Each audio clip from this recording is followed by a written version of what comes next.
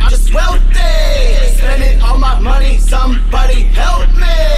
Popping big bottles, my pockets are healthy. Now my team be going green, they arms out like a selfie. Back in the day when they had much to say, but now I'm balling out of control. Been attacking my goals, know what I want, gotta have it. A bachelor smashing his rose, a bastard with froze. Cause nobody fathered the style, y'all in denial. Collected a handful of ones and you call it a pile. Could sponsor $1 a mile, running laps on the beat while you running your mouth. How many thousands do I spend on shit I don't need? Money is nothing but digital greed. Me the girl at the club ever pick NFTs. Sheesh. Go ahead and pretend you've had enough of me until I pull out a rack and you come sit on the lap of luxury. Really, I'd have it comfortably if it wasn't for hot girls and cold drinks. Her body language is speaking to me, but let me see what her soul thinks. Throw 100, then another, grab a stack, watch it flutter. Something like a speech impediment, how them double D's in trouble. I'm not rich, I'm just wealthy, spending all my money, somebody help me.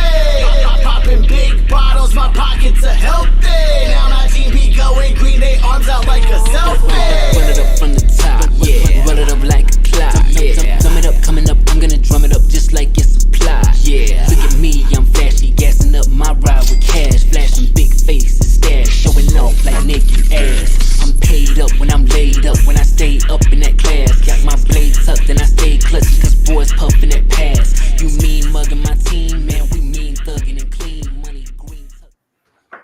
Hola, ¿cómo estás, por favor? Oi, me llamo David. See. Welcome. You can tell I learned a lot when I was in Spain.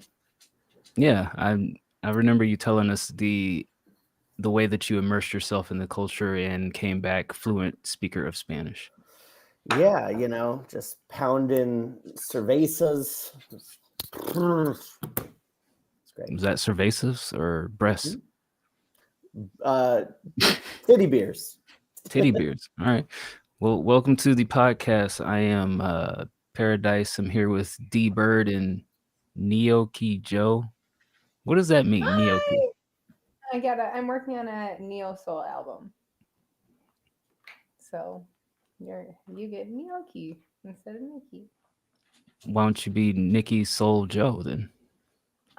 Well, I just didn't think of that, Dice. I'll change it. Excuse me, I'm just asking a little question. Didn't mean to offend you.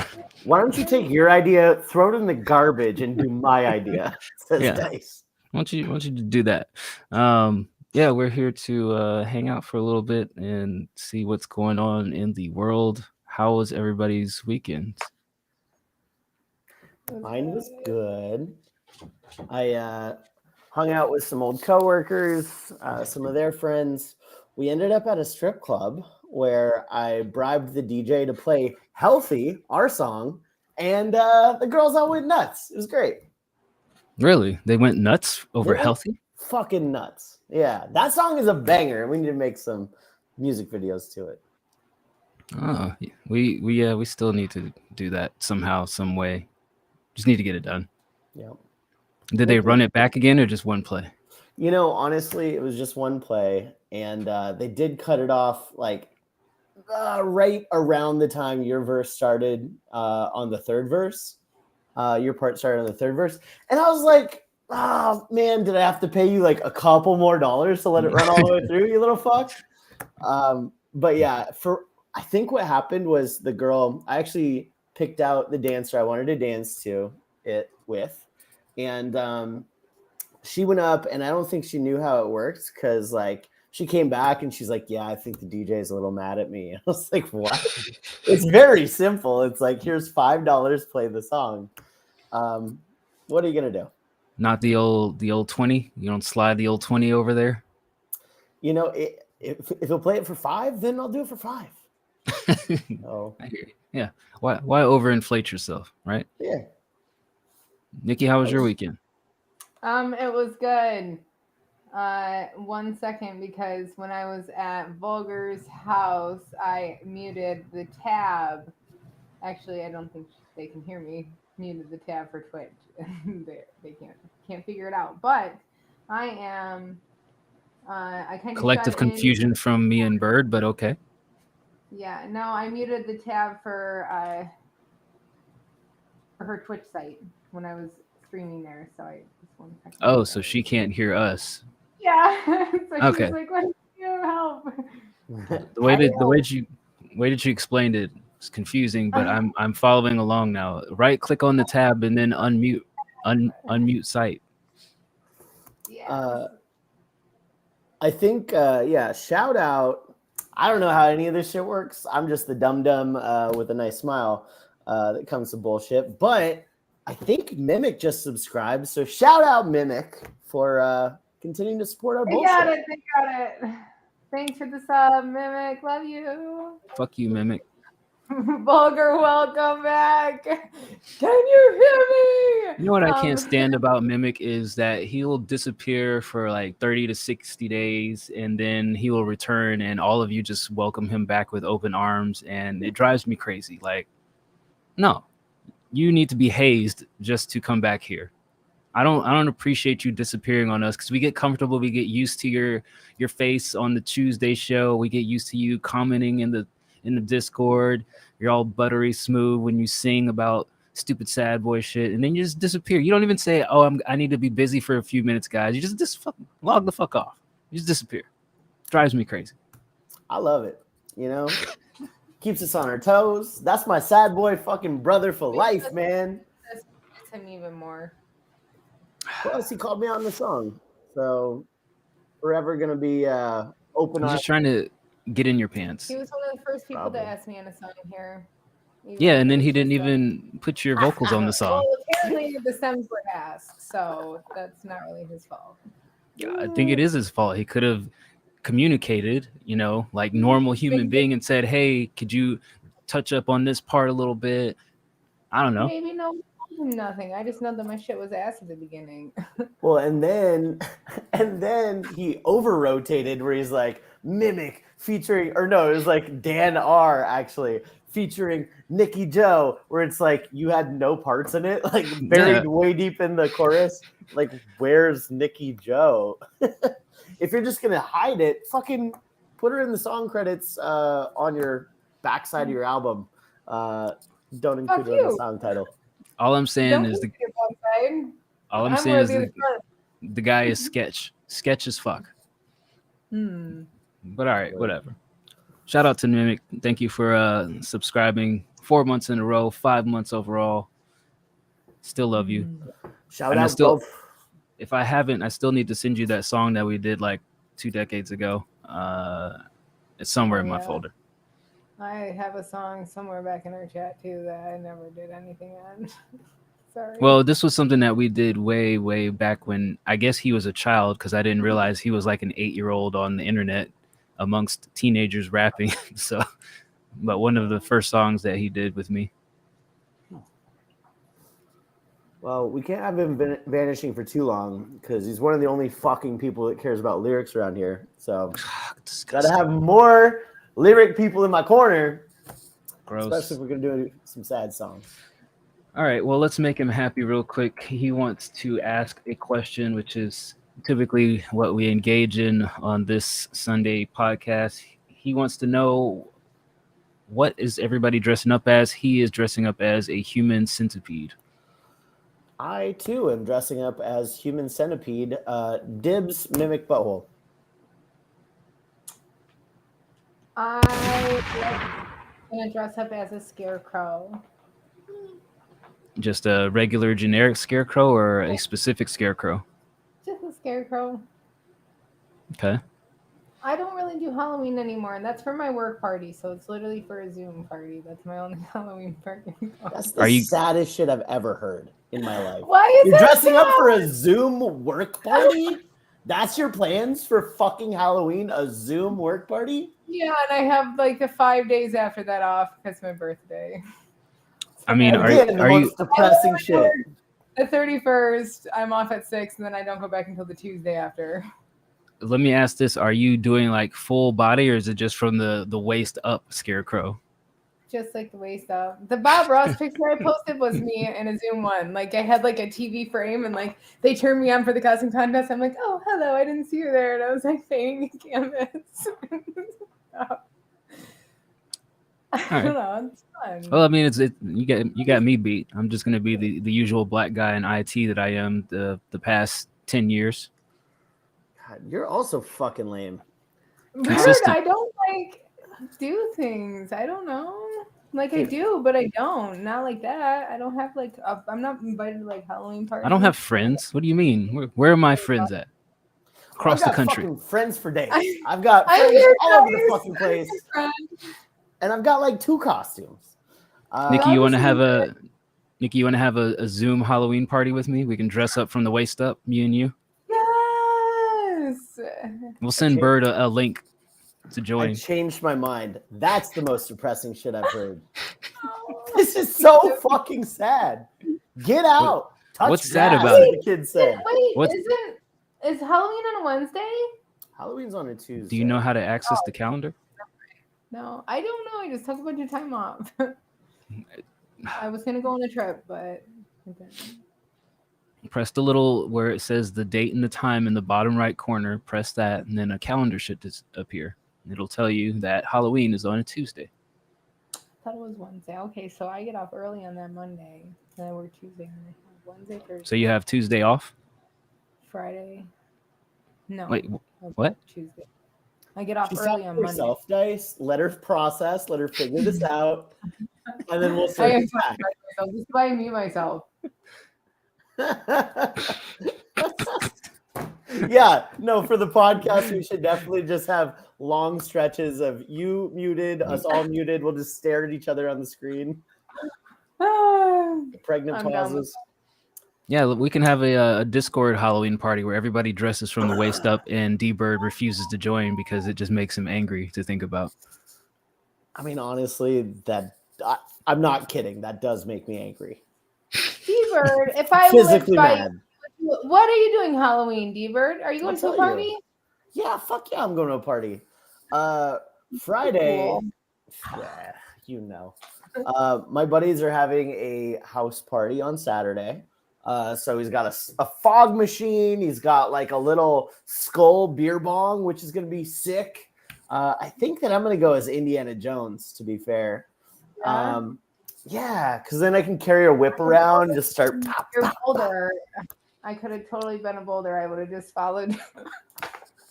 pop. That doesn't sound as cool as you might think it does. Oh, I could be dressed up as a boulder and follow you around. I'm like, no, I don't fucking know this person. Yo, hold on before you finish. That would be the excellent troll idea. Is like dress up as a boulder and just crash Halloween parties until you find somebody dressed up as Indiana Jones and just follow that person around until they either acknowledge you or you freak them out and like, who are you and why are you following me? Well, you're Indiana Jones and I'm the boulder. What you should do for Halloween? Just be a random ass like inanimate object and like try No, to but find. you should just dress up as a companion, person, like dress up as Luigi and look for a Mario at some random party and just follow that person, link arms with them one time. Yeah, for like trying to pick people up. That would be kind of funny. Brother! But yeah, Bird, we get it. You're super cool. Whatever. Yeah. I haven't done any work towards getting my costume. If that makes you One feel of my better. friends did a fundraiser thing. That's what I did last year. Fundraiser for Halloween? Yeah. No, a fundraiser. Yeah, raises you the like fund. pay for a ticket. It's like it included dinner. It was a Coney bar. But it's not A for Coney? money. Is like, this literally a hot dog bar? Like you go there and you get a hot dog? And like raffles and stuff, but it was for charity. Like a charity Oh, event. For Halloween? Yeah. I would have so gone like if it was supporting not a charity. Yeah. Same. Capitalism, you know? Well, obviously, most of the time my birthday is a Halloween party. And The only charity I support is XM's drinking habit. Me too. Happy birthday, XM. Fuck him. Rude. Yeah, let's talk about that, Dice. So there was recently a White Collar Rhymes half meetup for XM's birthday, kind of a last minute shindig. How was it? First and foremost, I hate him. He is the if you know, vampire origin stories where it's like there's this one main vampire that triangle pyramid schemed out all the other vampires. He is definitely the top of that pyramid of scum of the earth, scum lord. It's him. Secondly, it was fun. I had a good time. It was a crazy adventure because everybody kept asking me this question all throughout the day. Is I had to work because basically what happened is September. He's like, "Yo, you coming to my birthday? Remember we talked about?" And I'm like, Yeah. "The fuck are you talking about?" He's like, "Yeah, I remember. I invited you to my party." I'm like, "No, you didn't. We never had this conversation at all. You're making it up." Whatever. So I thought he was just bullshitting. So I just blew it off. I'm like, okay, he's either drunk or sober, and the other part of him doesn't remember. Beginning of October rolls around. He's like, "Yo, my wife asked, are you coming?" I'm like, fuck. Now he's peer pressuring me with his lovely wife, who I have no problem with. Now I have to start making arrangements. So look at my calendar, and I still have meetings out the ass. Not just, small little bullshit, hey, what's going on meetings, but meetings where I literally have to show what the fuck I've been doing for the last few weeks. And people are either going to say, good job, or hey, you kind of fucked up there. Why don't you get that fixed before the next week happens? So look at my calendar and I'm like, all right, I have to literally fly out Thursday night as late as possible, work Friday, and then do his stupid birthday shit Friday evening. So that's what I did. I flew out late Thursday. I got in. Oh, let me tell you about my hotel situation. Fuck you, Expedia.com. They got everything booked. Let me back up. Thank you, Expedia, for getting all my travel booked. I made it there safely and I made it back. That said, how dare you book me a hotel knowing that I arrive in at 11:30, which, you get to the hotel way later than you arrive at the airport, but the hotel is literally like check-in, stop at midnight. So I'm like, well, fuck. Tried to check in on the app, can't find my reservation. Call some guy in the Philippines and he's like, yeah, it should be fine, dude. We got you linked up. Just tell them refresh the app. I refresh it on my end. I don't see shit. So I got to get on my plane. Whatever. I'll figure it out when I get there. Arrive in late. I haven't eaten all day. I'm tired. The hotel is literally. So here's how. Another thing about this scum lord almighty VA. Are you pulling a Seinfeld right now? Yes. This bastard lives literally 2 hours outside of Atlanta. Literally 2 hours outside of the city. My hotel is 40 minutes away from the city. So because I intentionally made it somewhat close to his place because he's a jerk. So I drive my 40 minutes to the hotel, get there. I'm expecting the door to be locked. I try to refresh the app, still no hotel, whatever. Walk up to the door, door's locked. Can't wave my stupid phone to get the fuck in. Go back to the car, call the front desk, and he's like, all right, we'll just come to the door. I'll let you in. Thankfully, he just looks me up. I get in my hotel. First day done. I put my shorts on, lay in the bed, literally crash. Next day, I wake up, go to my homie's house. My BFF used to work together because I can't work from my hotel because there's no Ethernet port. And the fucking hardware I have to demo needs Ethernet. Need to plug that shit in. I need a screen. I need all this shit. So I go to my friend's house because they have an actual home, plug in, hook up my shit, find a bug in the shit that I'm supposed to demo. So now I got to figure out how the fuck do I demo this shit and not show everybody the bug that's there, but also make it look like I know what the fuck I'm doing. So I had to take some screenshots, finagle the shit, and kind of schmooze my way through the conversation. Luckily, that all went good. Workday was done after a million fucking questions from other people. Now it's the afternoon, and now I am hungry. We walk across the street to this Talat restaurant, kind of Thai. Oh, wait. First, I did some Caucasian activities. I carved a fucking pumpkin. Have you guys carved That's pumpkins? awesome. Pumpkins What did you carving carve in it? sucks. Okay, I see conflicting enjoyment of this activity here. That's What did awesome. you carve? I carved the little sad face that's on my album cover. Did you carve it or did Aw, you just spray sad. paint it? It looked like you painted it on. We carved it, and then we put food coloring in it so that it would resonate and soak up in there and be nice and bold. So I carved my little pumpkin, took some pictures of it because I'm doing my Caucasian activity with my Caucasian friends. I'm having a great time being extra Caucasian. Walk across the street to this Thai restaurant where all the Caucasians of the neighborhood and eccentric people gather, and I try oyster for the first time in my life. Don't see what the big deal is. Fuck oysters. Fuck oysters. Nikki, do you like oysters? I had everything tastes weird from the sea.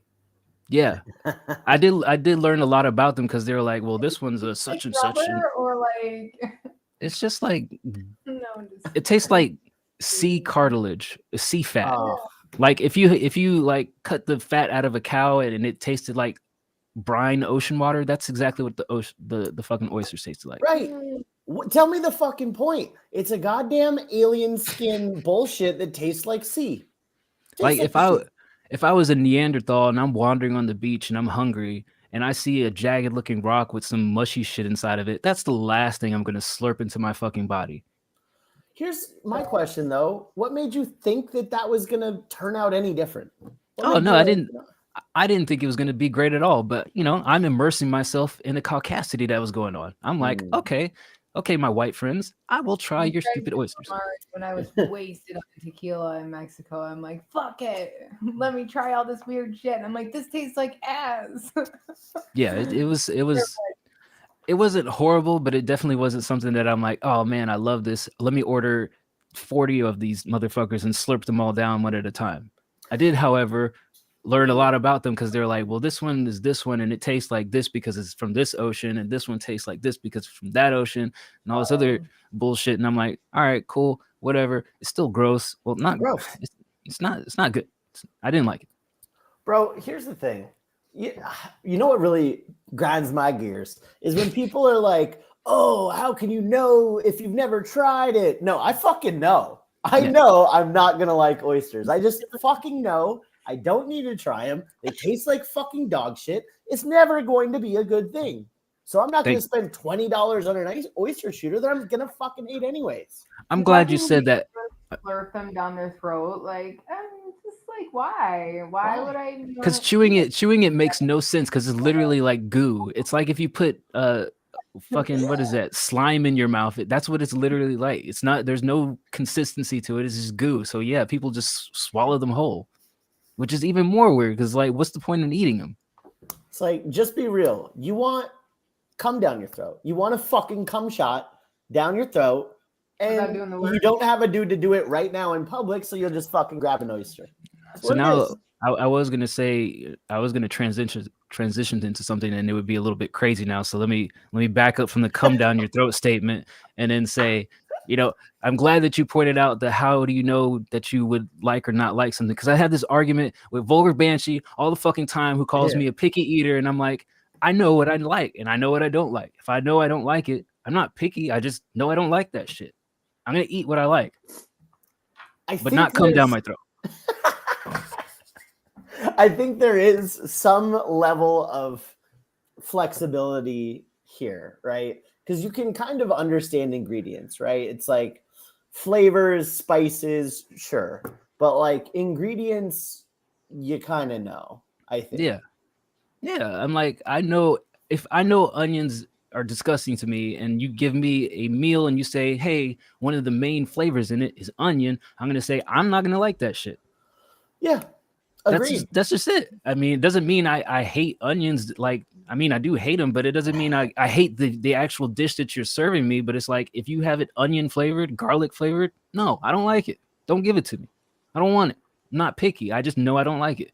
And that said, I knew I wasn't gonna like the oyster, but I'm a man of experimentation. So other than downing alcohol, which I'll get to later, I will slurp your oyster. So I slurped it down. I looked at everybody like, is there supposed to be some like, warmth in my belly, or am I supposed to like feel joy, or pheromones supposed to emit from my skin or some bullshit? And nothing happened. It was just gross. Also, speaking of gross, you know what's fucking gross? How much MC AWOL. Great support MC AWOL gives us. I fucking love this guy. Shout out, buddy. You are a fucking goat, and you are forever one of my favorite people on the Discord. Go to that concert and enjoy your time, and stop thinking about work so much, because LinkedIn is ass. There you go. All right. So also while I was at the it's a famous restaurant to me only because my friend lives across the street from it and they tell me about it all the fucking time. So I'm always like, okay, I know this place. I know it well. And one thing that I know that it's famous for to me is hot waitresses. So I'm just sitting there the whole time like just looking around like where are these people that I've been told so much about? Couple of lookers there, but you know, I was only in town for like 5 minutes. I'm not worried about that. But yeah, nice people. Shout out to that Talat restaurant. I don't remember the address, but it's somewhere near gentrified downtown Atlanta. If you're there, look for a crazy looking Thai restaurant in the middle of ghetto-ish type area and enjoy yourself. Eat some oysters. All right. Now it's time for me to. Oh wait. Before we left there, I heard some other crazy shit. So my friend, her and her like roommate, they tell me that they order from Popeyes. This Popeyes nearby, and every time that they order, the people get their order so ridiculously wrong that they over order in order to get the right things that they want. Yeah. So as I'm about to leave, I'm listening to this and I'm like, all right, I gotta stay and see what the fuck happens because they're ordering like 20 biscuits, expecting to get 2 of them. And they're ordering all this bullshit just to try to get like a piecemeal of a meal out of it. That's so wild. I'm staying to see what happens here. So the net result of this is we ended up with about 20 biscuits. They actually got it right this time. And you're like, Yeah. oh, I didn't want this much. I didn't want what I ordered. I wanted you to get it wrong this time. Yeah, they were like, you know what's gonna happen is because Dice is here, they're gonna get the order right, and we're gonna end up with a shit ton of food. And yeah, we ended up with 20 biscuits. So I slammed down a few biscuits with some strawberry jelly on it. They did get one thing wrong. Homie ordered unsweetened tea and they gave him sweet tea. And I'm like, that's whatever, man. Just drink it down. It's good. Sweet tea is delicious. Put more sugar in it, actually. So yeah, that was an interesting experience. I'm like, I want to see this where you order like literally 20 biscuits and they give you 2 because they just don't give a fuck. Like that's literally how it was described to me. And I was hoping to see that and take pictures of the receipt and the order to share with everybody, but it didn't happen. So sorry about that, folks. Well, here's my question. Like, okay, yeah, they give you 2. You're going back for that, right? Like you're going like, hello. Well, they're Uber Eats, so they're like just getting it dropped off, and they don't give a fuck. They're just getting the food. Like it was a weird experience because like you guys were in Texas. Like I told you, like everything's 30 minutes away, and they're like, oh, this is like 5 minutes away walking. This is like 10-minute walking. I'm like, what the fuck are you talking about? 30 minutes. That's what I planned for. And they're just Uber eating shit all the fucking time. So I'm like, all right. Texas is too spaced out, man. I was like 2-hour drive to the fucking airport for no reason. And I was like, what the fuck, guys? Like, there's nothing. We're on a compound out in the middle of white country with like fucking super MAGA Trump next door. Yeah, probably literally. with a weird barn full of sex objects. Yeah, literally next door, Trump 2024. Yeah. A big flag. Speaking of 2-hour drives, now it was time for me to go see Mr. Scumlord himself, who lives 2 hours from where I'm at this point, because I'm an hour back into the city, and then I got to go 2 hours back that way. Before I left, shout out to Nestle, battle rapper himself. He called me because we weren't certain if he was going to come to the party. He was trying to decide if he was going to ride with me or just drive out there himself because he didn't want to be out there late because Almighty VA is scum of the earth, and you know, you can only tolerate but so much of him before you want to punch him in the face. So, you know, he said he'd call VA, whatever. So I make my way out there. As soon as I get in the, this was some controversy too. As soon as I get in the car, it says ETA 1 hour, 46 minutes. All right, whatever. So I hit the highway. It kind of died down a little bit. I guess there was an accident or some shit. And then it updated to an hour. And at that point, Almighty VA texts me. He's like, yo, where you at? And I'm like, I'm an hour away. I want you guys to remember this information that I just said. Get in the car, 2 hours. Get driving, 1 hour, right? All right. I get to his place. Of course, he starts cussing at me, saying all these obnoxious, belligerent things. And this leads to... That doesn't sound like VA. Are we talking about the same VA? I'm just kidding. He introduced me to his wife. This is bitch-ass Dice. That's how I was introduced to his wife for the first time. This is bitch-ass Dice. Great to meet you, bitch-ass Dice. Then he introduces me to his newborn baby. Like, yeah, this is motherfucker Dice. Ava, this is fucking Dice. That's how I was introduced to like a 6-month-old. So I You're just like, stared at her and she "What's up, stared at fucking baby." me. And then he kicked her across the room because she was in her little walker thing, and she just literally slid against the wall, and then she came back. It was a crazy interaction. Needless to say. So we get there, and show me around the place. He's an amazing house, actually. It's like 3 stories, one of which is a basement that's literally could be a house itself, which he is planning on building into a studio. And he tells me about his stupid ass idea of building it. He wants to put the recording booth next to where the plumbing is for a bathroom. And I'm like, why would you do that? Why would you want people flushing their feces down the toilet while somebody's in the booth, doing rhymes? And he's like, well, you shouldn't be using the bathroom while somebody's recording. I'm like, how can people control that? Why would you not plan logistics around that? So I gave him, a hard lecture about proper planning, and I told him how he should space it out. And then he started complaining because he had to put up like sheetrock and all this other bullshit. And so I'm just looking at Ray like, man, you're in for a hard life lesson of agreeing to help somebody like this man, because he is the worst.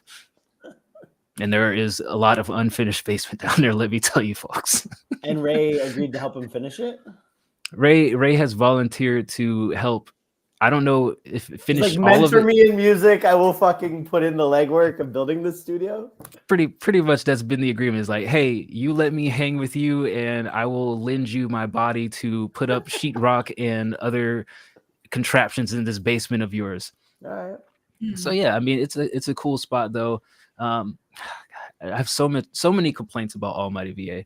So this motherfucker has a ping pong table, like literally the size of my fucking office, as his like desk down there, right? So he's got his speakers set up, he's got his laptop, he's got his interface, and then like where he was going to put the booth at with the bathroom, he's got his microphone because it's got cement walls, so it's a little better sounding. This motherfucker does not even have a microphone cable long enough to connect his microphone to the fucking interface. And I'm like, bitch, I told you 2 days ago, before I even got on a plane, do you need a cord? Do I need to bring a cord? Do I need to order a cord? I told you the day before, if I need to stop by Guitar Center before I get there, let me know. He's like, nah, it'll be all right. When you get here, we'll check it out. And then we'll slide over there whenever you get here after we see what we need. Fuck that. No, tell me before so that we're not sitting there like, oh, we need to make a fucking trip. Because he lives in the middle of fucking nowhere. We don't need to make a trip to Guitar Center and come back. That's 3 hours gone. So yeah, this bitch has the cord literally, like the cord stops here. The interface is over here on the fucking table. And I'm angry. I'm upset. And he's like, well, no, you said you was going to be here at 6 o'clock. And then when you messaged me, you said 2 hours. You left at 6 o'clock. I'm like, bitch, I told you it was an hour when I got in the car. It was a fucking argument for like 10 minutes. I love how we just in general is like, hey, how was visiting with Almighty VA? There is no simple 25 story minutes with later, it. there's like, fuck, bro. Like, this guy was complaining about that. And he called me a bitch ass. I haven't even got to the climax of this story yet. I haven't even got to the climax. So Really? first What's thing we do is we play spades. And I don't know if anybody remembers on the Discord, but Ray has been famously horrible at spades. The worst, I think his score, they had it still in the notebook to this day, is like negative 240 or some shit. Some ridiculous shit where Ray almost got murdered his first time visiting Almighty VA's house. It was that bad. But Ray has since improved. He wasn't horrible, but still me and my partner whooped their ass. And I will always remind Almighty VA that for the rest of his life now. I came over there, haven't played spades in almost 15 years and kicked your ass. This might be a very Caucasian thing to say, but Oh, yeah. spades, is it the same thing as Mexican train? Chicken fuck is it? foot? The fuck is Mexican train? Chicken foot? Euchre? Y'all are saying a bunch of Caucasian terms right now that I don't understand, and I'm You connect the dominoes with the like dominoes, right? And then like those ends are touching, and then you have to then play off of whatever else is showing. spades is a card game. Okay, then never mind. Yeah. Then You- never mind. You literally Oh, put you out, you deal out the whole deck. Everybody, 4 people, everybody gets a card, and you put out the highest card of the suit to win the book, the hand. And then you can trump other suits with a spade. And of course, the highest spade wins. Huh. Spades Spades that's spades. In a Euchre, the nutshell. trump changes. That's about the difference. What the fuck is euchre? Why what? What do you mean? Euchre, just like So just whoever gets fucking But ace of spades Trump. wins?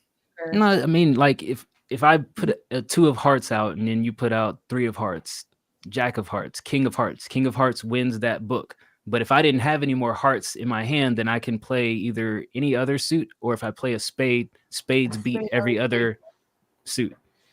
So a And spade then- always trumps whatever else. In euchre, it could be any suit could be trumped. So you call it. You call whatever's up. And That just then sounds like some Caucasian shit where you just want to get the edge on somebody. we trump. It's like I'm Republican now. I trump you. Democrat. I trump you. I'm gonna commit a bunch of crimes and that will still want me in office at the There you highest level. Yeah. You would learn spades after one hand, maybe 2. It's the same thing as euchre, except for spades is always trump. You're overestimating my intelligence. I would half pay attention and then make it my mission to troll Dice and VA by getting a score worse than Ray. Yeah, I don't think you can do that, buddy. I think you would get the hang of it midway through. So yeah, we played a game of spades and then we head into the basement to do some recording. So I've already explained the chord situation, which had me pissed off. The first argument that we had. Here's the first argument that we had. Like, hey, why don't you move this fucking table, the setup that you have, closer to the recording booth? And he's like, bitch, I'm one person and I have all this shit on the ping pong table. How am I supposed to move it by myself? And we're like, there's me, Ray, and another dude down here, your old manager. Why don't we just do this right now? And he's like, nah, bitch, I'm down here by myself every day and y'all ain't here. And he just refuses to listen to us and acknowledges us. So we're like, fuck it then, whatever. Why don't you get a desk? He's like, well, I was about to order a desk, but I got to wait till I get my check on such and such day. And I'm gonna get it from Wayfair.com. So then him and his old manager get into an argument about why would you order a desk on Wayfair.com? And his manager was like, well, why don't you go on Facebook Marketplace and get something for somebody? You can have something same day. And he's like, I don't want to buy something used and I'd rather get something new. I let them argue for a minute and we still haven't moved the fucking table, mind you. The table never got moved. The table is still where it's at. Cord is still not fucking long enough. Table never left the spot that it was at. That was the first argument. So finally he just like plugs the shit in and it's like hanging literally like a limbo between, you know, the walking space. And we're like, how do you get in and out of the booth? And this man is like, well, I just step over the shit. And we're like, what do you mean you just step over it? What if you just kick it and you like literally crash your thousands of dollars of equipment? And he's like, nah, I've been good so far. And like, all it takes is one XM drunk stumbling around to pull all this shit down. And like, let me remind you again, Bird, I know you saw the picture, but like, there's no finished walls up, right? So I literally like slide in and out of the fucking wooden frame of the future wall. And I'm like, why don't you just do this instead of, I don't know, jumping over the fucking rope to get in and out of the booth? And he's like, I don't know. That's it. I don't know. That was my explanation. That was the second argument. Processing a lot of this. Yeah, that was the second argument. So finally we get recording or whatever. He records like I forgot what it was, like a verse for some song. Oh, he recorded a verse for a song that Passive had sent him. That was cool. He recorded a hook on another song, and then he recorded an intro for a project that he's working on. So we got some recording done. I had some frustrations of learning how FL Studio works as a DAW because I've never seen a non-producer. Well, I guess he produces, but I've never seen somebody just use it straight, you know, just for recording vocals. It was a learning experience for me, but I got the hang of it after a while. And then we got to actually an open beat where we decided to make a song. So he put down a hook. His old manager actually wrote a verse and recorded a verse. Then I went in there, I wrote something and I recorded a verse too. And he starts mixing my verse. And this is an important key element. It's going to lead to another argument, the third argument. So he starts mixing my verse and he's playing it back, and him and his manager having this conversation because he's like, well, the vocals on the hook are louder than the verse and, you know, such and such and such. So, you know, I'm just sitting there listening and, you know, they get more and more elevated, I should say, as the conversation goes on, to the point where Almighty VA says, well, fuck it then, I'll just delete this shit. Presses the button and closes the session. I love this. Man, I'm so sad I wasn't there. I would love to be just a fly on the wall, belligerent VA. Although he'd probably look at me and like just try to say something silly. I'd start responding. He'd cut me off yelling. That's kind of how our relationship is every time it's like, well, I have a thought. Oh, no, blah, blah, blah. I was like, all right. Pretty much. I don't have a thought. Yeah. So, I mean, they're arguing about why is he mixing one of the verses and why does it sound different? And he's like, you know what? Fuck it then. I'll just close this bitch. And he closes the session out. So now I'm like, well, what the fuck did I just spend the last 4 hours here for? Why am I here? Because it's like almost 2 a.m. at this point. I'm angry. I'm not drunk like everybody else, but I'm like, what the fuck? What the fuck, bro? I mean, he didn't obviously. It's saved somewhere, but he still he held fast in the fact that I just deleted this shit. Fuck you all, because I want to be right. This was our main argument with him the whole night. Is like he argues for the sake of he just wants to feel like whatever he said is valid and you can't rebuttal him. That was all of our arguments for the night. Is like I want to be right, Almighty VA. Mm-hmm. And then as we were, basically me and Ray at that point were like, well, fuck it then. You're going to close the session. We're leaving. And he's like, oh, well, I got this other beat that I think that hook that I just did would sound good on. And I'm like, send that shit to me. Send it. And he still hasn't sent me any of the shit to mix. Oh, and the whole night he's like, yeah, Dice is going to mix this. And that was the other argument that I had is like, he's sitting there fucking mixing. I'm like, why are you mixing it if you're just going to send it to me? This motherfucker is like, just doing it for shits and giggles. And we're like thinking that he's going to mix the whole song. He's like, nah, Dice is mixing this. I'm like, fuck? The fuck are you talking about? Did Ray get on anything? I was trying to bully Ray into rapping on it, but he did not. He said that all he had on his phone was a bunch of silly rhymes. And I was trying to convince him to record one of these silly verses so that I could hear it, but he never actually got on the mic. He was just kind of like wording through it. I'll talk about you however the fuck I want to. I'm just telling my side of the story, all facts. Yeah, I do see a scenario where VA hops on here, tells his side of the story. He's like, yeah, Dice got drunk for the first time, started, bullying Ray, being like, rap, bitch. And poor Ray was like sitting over there like, oh, I don't have any rhymes, sir. So you gave him like a 16 of fucking, big wheel whipping bullshit. And guessing it rocked it out.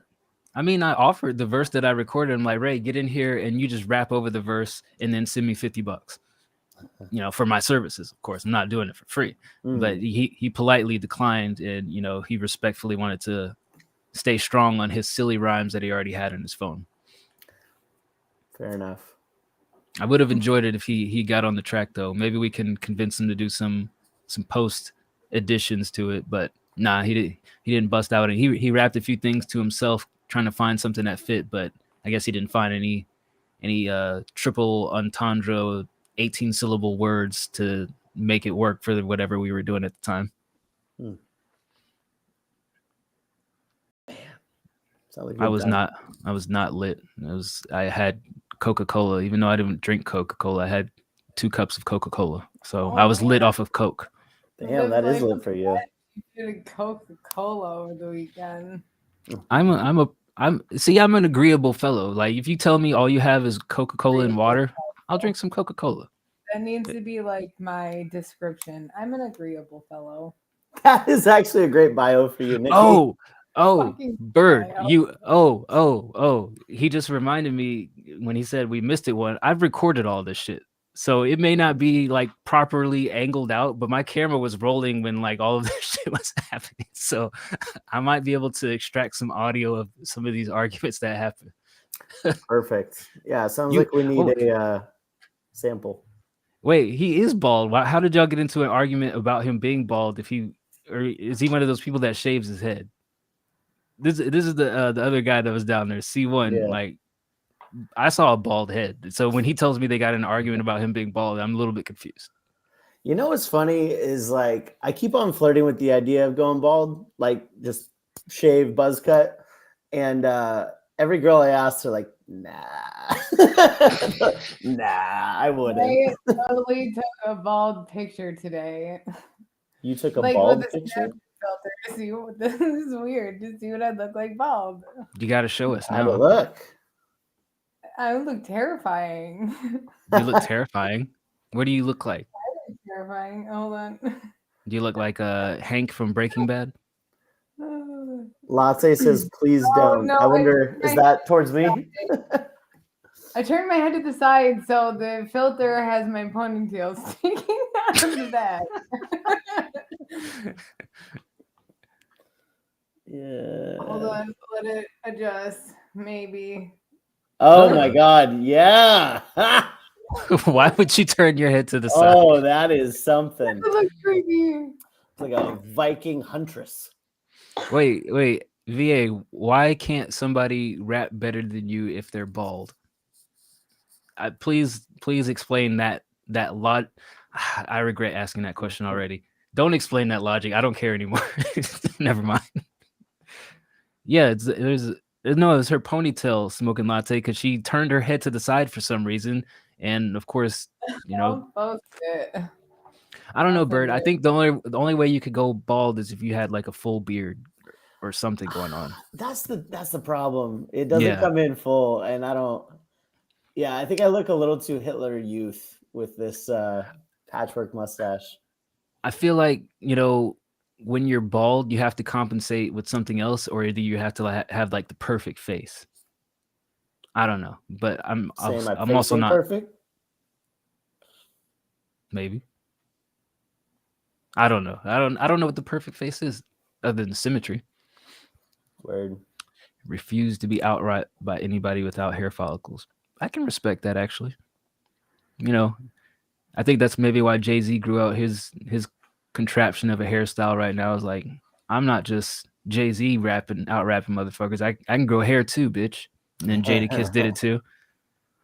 I always wonder about the people who just went bald just because they wanted to. Like, I mean, use that shit while you can. Look, this might be a hot take, but I feel like white people bald isn't like half as cool as black people bald. Tell me And more. maybe that's Michael Jordan effect. I don't know, but like that's pretty cool, man. I wish I could get away with it. Who is the peak bald white guy? Like Stone Cold Steve Austin, Goldberg? Maybe like Jason Statham. Mm, He's a good one. good pick, yeah. Who else? I don't think you guys got a lot of We don't have the many cool ones. the bald champions. Yeah, it's like Stone Cold, Jason Statham. I mean, talk about, is The Rock bald? I know he's not white, but is he bald? Does he have hair? He's been bald before, but he grows it out from time to time. He used to have like Pretty cool. the little what do you call that? Matador? What the fuck is this? Matador? Yeah, the Matador shit. Yeah. Nikki, What up? who does bald better? Black guys or white guys? Black guys. I think we have something here, folks. It's a fact of life. We have a theory here. Yeah, I didn't realize what it But I don't know. I think that black men in general take better care of their skin. So I feel like it feels better to hold a black man's bald head than a white man's. How often are you holding black men's bald heads? I'm just saying, like I've touched, some bald heads in my day. She just sees a black person and can't help it. It's like, let me touch your head, let me touch your hair, let me touch your whatever's up there. Yeah. Yeah, I think we can name probably a good 10, 20 black bald guys in the list of bald white guys who successfully retain your memory is very short. Under 5 for sure. Yeah. Vin 5 Diesel. tops. Chat says Vin Diesel. He's mixed though. Well, we'll still Also, he has a, what the fuck you call those? The widow's peak, and he does grow in his hair. Mm-hmm. And isn't he a twin? Aren't there like 2 Diesels, like literally twin Diesels? Vin Diesel and Vin Diesel. Diesel. Venom Pin. I think he is a twin. If I remember my Wikipedia late night doom scrolling correctly, I think he has a twin brother. It's kind of crazy. Like, there are some celebrities with like very similar looking brothers or sisters or twins. Like, imagine being Vin Diesel's twin and like just not working out as much as he does. People like spot him on the street, take pictures, like, oh, look at this fucking slob. And meanwhile, Vin Diesel's like, no, that's my brother. I'm still fit. Like, this Yeah. unflattering photo on Vanity Fair is not me. You got to call your brother, like, look, man, can you just stay at home and like order delivery or something? You're ruining my rep out in the streets. You're fucking it up for me, man. People taking pictures of you and be like, man, Vin Diesel let himself go. I want to let that go, smoking latte, but Mr. Clean is not a real human. Sorry. I mean, Nikki, we all know you want to fuck Mr. Clean, but come on. He's not real. I feel like why do I peak suburban. When you, like, if you walked in, Nikki, if you walked into your house and you saw a muscly man scrubbing your floors, spick span course. clean. I don't even any further. See, that's what I'm talking about. you'd be like, can't- how'd you get in my house?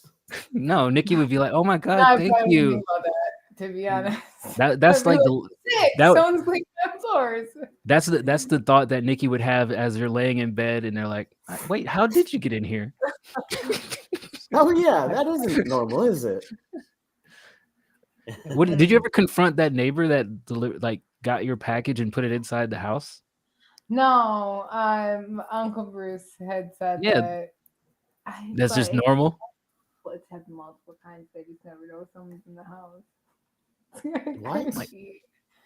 Like she just will randomly, like, if she realizes a package is like outside and it's gonna get like dark, she'll like put it inside. Why does she still have a key? She's like, Change Who the is law. this? The neighbor at her Uncle Bruce's house. Remember, were you on the show when like Nikki was like, "I don't know where this box came from. This Amazon box. I don't know how it got in the house." like there was a package in the house and I'm like, this was not here when I left, and Uncle Bruce is up north with me. I'm like, who's in the house?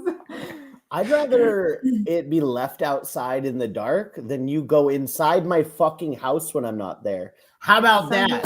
Leave it on the porch, bitch. Question for the chat. This is a public thing. Question for the chat. Would you let your neighbor just randomly put your deliveries inside your house? If If you're you, normally not there, she's used to doing it, but still, I'm there. Like, you don't have to do that. this lady, Nikki, I have a question. This neighbor, she's Caucasian, right? She's the gossiper of the town, Oh, fuck yeah. I knew it. of the subdivision. I bet everybody knows what Uncle Bruce's entryway looks like. Oh, yeah. He's got a picture of Aunt Jemima on the wall right when you walk in the door. You know What's wrong with you? You know, it's funny. Bunch of here's a Caucasian controversy recently. Maybe you have heard of this from being a student of the internet, but a bunch of whites were real upset that they took away Aunt Jemima. They're like, oh, we can't have anything. Oh, a bunch of liberals, bunch of PC bullshit. Got real Aunt mad. Jemima and Uncle Ben gone from the history books. And I'm pretty sure A, fucking who cares, and B, fucking the times change. This literally like should not get you upset. I feel like my people have a tendency to get mad at things because they're told to get mad at things from Fox News, which is basically just an outrage machine. I mean, in their defense, when you're walking down the syrup aisle, it used to be pretty obvious, you know, the Aunt Jemima, because the bottle was shaped like Aunt Jemima. Like, right? You knew which syrup you were grabbing when you grabbed that lady. Now it's just like they all look the same. Oh no, I won't be able to pick out my syrup that I usually get anymore. It's going to take a whole fucking one more second to look closer that the packaging has changed. Time is money, bro. Out of here. Time Get is the money. Fuck out of here. No, And I you refuse knew to concede that point. That's ridiculous. you knew when you grabbed that lady with the apron on and the leg length skirt, you knew you were getting that Aunt Jemima. Right, Nikki? So, Nikki, what syrup do you fuck with? What brand? I don't like syrup. Fuck out of here. Log cabin is the right answer. Yeah, that one. Whatever one's in that tall, Tall what? tall What do you- container. What do you mean by that? That's like just big round bottom. I think log cabin. What are we Like describing that. here? Syrup bottle. Like I'll put Oh. like a little bit on, but I don't really eat syrup. Why not? Are you allergic to syrup? No, it's just really sweet. That's the point of it. Like yeah, but like I like butter. Makes your Just bread all butter? soggy. What do you put? Hold on. What do you put on pancakes? Just butter. Just butter? Just a glob of Fucking I put gross. butter on it and I roll it up. What? And you roll it? Yeah. Yeah. This is wild. Smoking latte. Why do you let this happen? How did need- you let Nikki happen? Yeah, I need you to step in here and be Waffles, I do peanut butter or big butter. sister and drop kick some knowledge into Nikki about putting butter. It's so sweet. Syrup is so sweet. Get the sugar-free one. And you guys really like the maple flavor? Yeah. Oh, What is wrong with you? I know. Straight I'm not butter? okay. I've heard some. You know what? Never mind. I've heard the most weird eating habits on this show. I take it back. I'm okay with you eating soggy pancake bread doused in butter drippings. It's not soggy. It will be when you roll that shit up. Do them for the next day. You pop them right in freaking toaster. Day old pancakes. Oh my god, yeah. You can freeze pancakes. Why would you? Well, Anthony, you got to answer that. Why? Grab and go. It's like a onesie. It's easy things. I've never in my life heard somebody compare grab and go pancakes to a onesie. It's a onesie. My like slip and go. That's a grab and go. Same concept. You've just killed the show. You've killed the energy on the show. I hope you're proud of yourself. The thrill is gone. Like James Brown said, thrill is gone. You know who James Brown is, Nikki? Yeah. What's your favorite James Brown song? I don't have a favorite. I don't know actual songs. I just know they're Name 10 people with James in their name, or else you're not a true person. Yeah. my Go. stepdad, my brother. Okay, I'm gonna cut you off there. Who cares? What other topics do we got? Nice.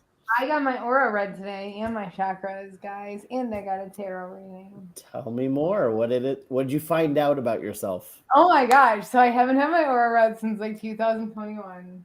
Explain I mean, I know what that is, but for everyone else, explain Explain that to me. aura read So is. you can get your your I guess electromagnetic field that your body puts off read, and your chakras read, which are like your energy centers in your body, metaphysically, I guess. Yeah. How do they measure your magnetism? Is there a machine? What happens here? There's a machine. There's a machine. Put your hand on it with what? Why are you shaking your head, Dice? I don't know. I have the notebook. I probably have the answer. I'm just trying to process what's going on here. You're telling me you're measuring your body's magnetic energy through. Oh my god, you have fucking pictures. Okay. I got a picture. They have a printer too. There's a printer attached to this machine. Or wait. So It's a program. you put your hand on it and it prints your body? What the fuck? What's going on? It's a camera and a scanner. It's like a scanner. It's really crazy. Gotcha. Okay, I'm with it. You got your radiation measured. Okay, cool. Yeah, so they measure different things. So like last time I got mine done, my aura was like different colors mean different things. Like on what side, like what comes in and what's going out, and like what's on the inside of like your energy field and your chakras and such. And like, yeah, mine used to be all green, which is like my heart chakra, and I had like a closed off crown chakra, which would be like my intuition, trusting myself. So yeah, mine was a lot of blue. I got some blockages though, so some things, but I know some things that I know I need to work on. They're just confirmation. Blockages. What? How does chakra go into the body? Chakras are just in your body. It's your energy centers. Well, what did you say is going into your body versus what's coming like out of your your body? aura, like the energy. How does it get in there? Through the butt. Well, like you know how you have a field around your body, right? You're like Okay. an energy field around your body. That weird. I don't know what that shape's Radiation? called. Not the mirror. Is it a Merkaba? I don't fucking know. What? I'm so nervous for when Scientologists run across Nikki. This is Oh, a gosh. problem. She's perfect. Let's move in. Mhm. Got a new one here. We have a free personality test. Just hold on to these I don't know how to describe zingzops. it. Sorry. Just hold It on to gets- these I don't know how to zingzops. It describe measures aura. the energy of your thumbs and your fields. Oh my god. So Nikki, you Yeah. found out that you're blue and black with some blockages. Did they prescribe anything, or are they just like, here are your colors, you figure it out from here? So it's more so of like, that that's a certain center that's blocked. Like my solar plexus, or not my solar plexus. Oh, wait, what's my solar plexus? My root chakra is like huge right now, which means that I'm like, I'm high energy. I'm working out, stuff like that. Yeah, my solar plexus is blocked, which means that I'm like not trusting my gut. And like I know that that's true. So it's just like it's listening to myself more, needing to. Let me get this. Let me summarize what I'm hearing here. You put your hand on some contraption. They take a picture of you. They take a picture of you and they put like some glowing, some Things. wait, I'm summarizing from based on my simple person understanding, right? Put your hand on this contraption. They measure your energy. They put like a glow effect around your body and color it. And then they basically conduct a therapy session to tell you some stuff that you may or may not already know, but you're getting a second opinion. I mean, yeah, you're just reading. It's like having your blood pressure read. Like you fucking know you have high blood pressure if you're pissed off all the time. Yeah, you know that you get angry when you pour a little bit of milk on the counter when you're eating your cereal, but you need the doctor to tell you, hey, I think you have a blood pressure problem. Here's what I need to know. But there's also like you can't read your own aura, really. I mean, I guess you could. How can you not? Okay, hold on. I have. Here's what I need to know. So they've got this photo of you, right, with maybe some colors you can see. So you see what colors are where, right? Yeah. And now in the post-diagnostic part, do they just talk at you or do they ask you questions? No, they just kind of tell you what everything means. They don't really ask you questions about anything. Huh. So they get all the data and they just tell you. You get a fucking whole ass report. How many pages is that? Is it stapled in the top left? Yeah. Very professional. Why is it different? No, I'm just saying it's very professional of them. I'm impressed. I don't know. There's not a count. No, that's they lost a mark in my book. I was complimenting them on their presentation, and now I'm a little upset that they didn't put a footer in there with the page count. Points off. Scientology wins. How much was this reading, Nikki? How much What? in dollars? How many American dollars was this reading? Don't worry about it.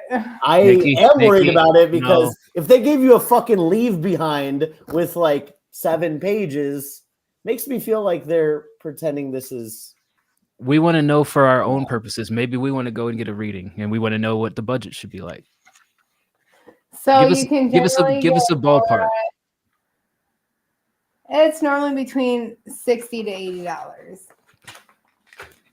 Okay. How long does this take, like from start to end? About 45 minutes to an hour. They go through everything with you and explain to you what your readings mean. Like there's different like aura waves where it's like your emotional like state and like, you know, just tell you different ways that you could like, you know, relax. Like they show you like your vibration, like Mm. how high you vibrate, like different They vibrate. parts Yeah. of your body. I'm very high vibrational. Mm. Ooh. I am. Let me ask you this, Nikki. At the end of this, I'm gonna call it a consultation. Do they recommend a frequency at which you should get another reading? Like, did they ask at the end? Do you want to schedule a follow up? Change about every 6 months, every 6 to 9 months, and it depends on if you have like a catalytic event. Like when I used to get my aura and my chakras read, it was when I was working on trying to balance my chakras, because I had a lot of blockages and I had a lot more than I do now, and I was actually really nervous. So it's like, dang, I hope I did a lot of work, and I did.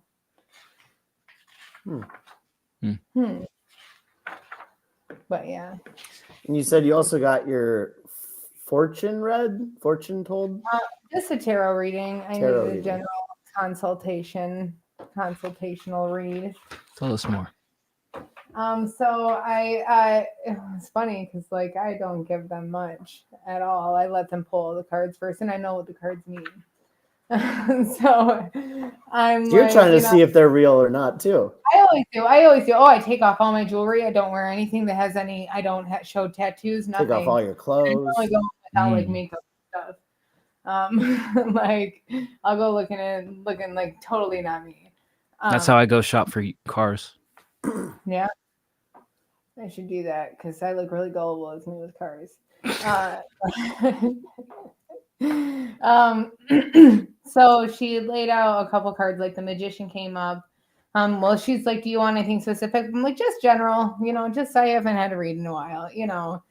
And she pulls up the magician, which comes up, and the 10 of Pentacles. Actually, I have a picture of it. Hold on. 10 of Pentacles? Yes, the 10 of Pentacles. What does that mean?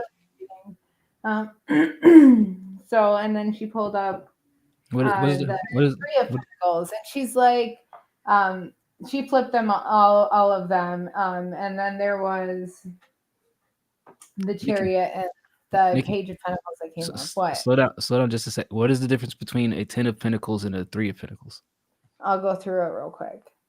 You say that, So, whoa. You say real quick, and I'm not confident that real quick is real quick for do you. a couple words on each. So Okay. the magician came up as me. For that, it's like something new, creating something new, manifesting something new. The 3 of Pentacles is a teamwork card. It's 3 people working together to build something. So it's a collaboration card.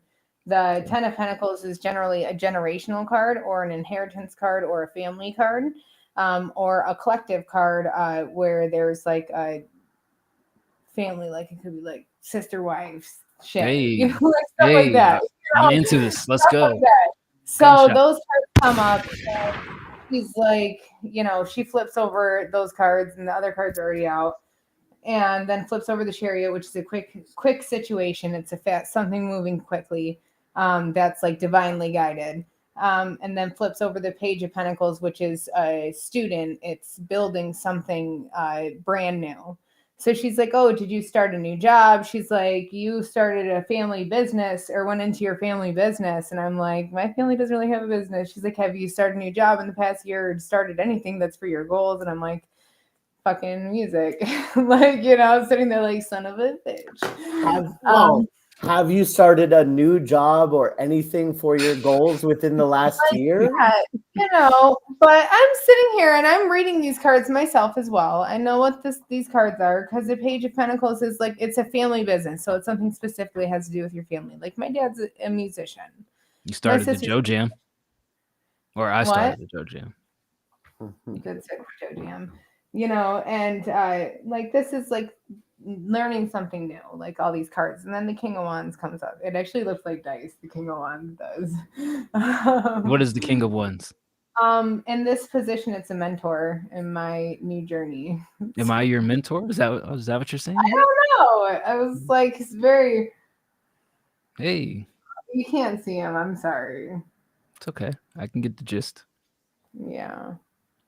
But anyways, it's like a mentor, like help guiding, and then a bunch of like shitty ass cards came up after that for my current situation. So yeah. Let me ask you this: when the cards come out, is it more about what the cards are, or the person explaining what they think the cards mean in relation to your life? Well, it's what the cards are because this card always means the same thing. I mean, you've gotten readings from different people before. Oh. Is it like different people explain them differently, or is it pretty much like if it's this card, they say the same shit every single time? It's pretty much the same shit a different way, I guess. Bird disagrees. I How? mean, you said yourself. She's like leading off with, "Well, you just got started on a family business." And you're There's like, a bunch of different cards together. Like there's a family card, there's a family inheritance, which normally means something's being passed down. There's Uncle Bruce's house. It's creating something out of nothing, so starting something brand new. That's what that WCR. See, Bird, I'm a tarot reader now. I can do this shit. The Three of Pentacles, that's teamwork, that's collaboration, that's working together to build something. The podcast. The I just Chariot is something that's happened very quickly. So this is something that's recently happened. It's the Chariot's Tuesday show. divinely guided as well, where it's something that's a goal that's carrying you towards your dreams.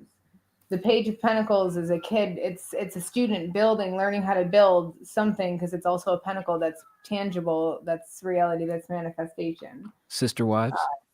The King of Wands is creativity. The King is the master of creativity and creation, and like creating passion and encouraging you to chase your dreams and your passion. That's like what that card is like somebody that's like elevating you to help. And then I got the Three of Swords, which is the saddest card in the deck. Why is that the saddest card in the deck? It's a divorce card. It's a breakup card. It's a getting stabbed in the back card by somebody. And then I got the Knight of Swords, which is a very fast friend moving in and cutting. So, and then I got the Seven of Swords, which is normally theft. How many fucking cards did they give you? It's as many as it takes, baby. Celtic cross. So it's like 10. Okay. And then Okay. it's basically the Queen of Swords is standing up for myself and speaking my truth. Bird, let me ask you this. On a scale of 1 to 10, how down are you for a tarot card reading now after seeing what Nikki went through? I'll tell you a quick story. So I'm a man about town. I am a lover of shenanigans. Maybe I haven't told this story before, but I was out at a fire pit at a bar, and there was two kind of hot witchy girls next to me who were practicing tarot readings on each other, just back and forth. Oh, pull this. Oh, here's what you do. Pull this. Here's what this means.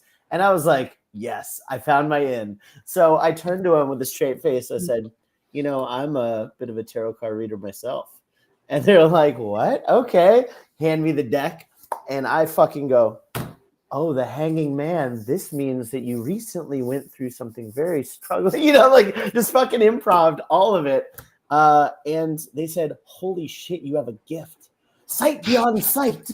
You need to do this. And I was like, you're right. I do. I should get paid for my sight beyond sight.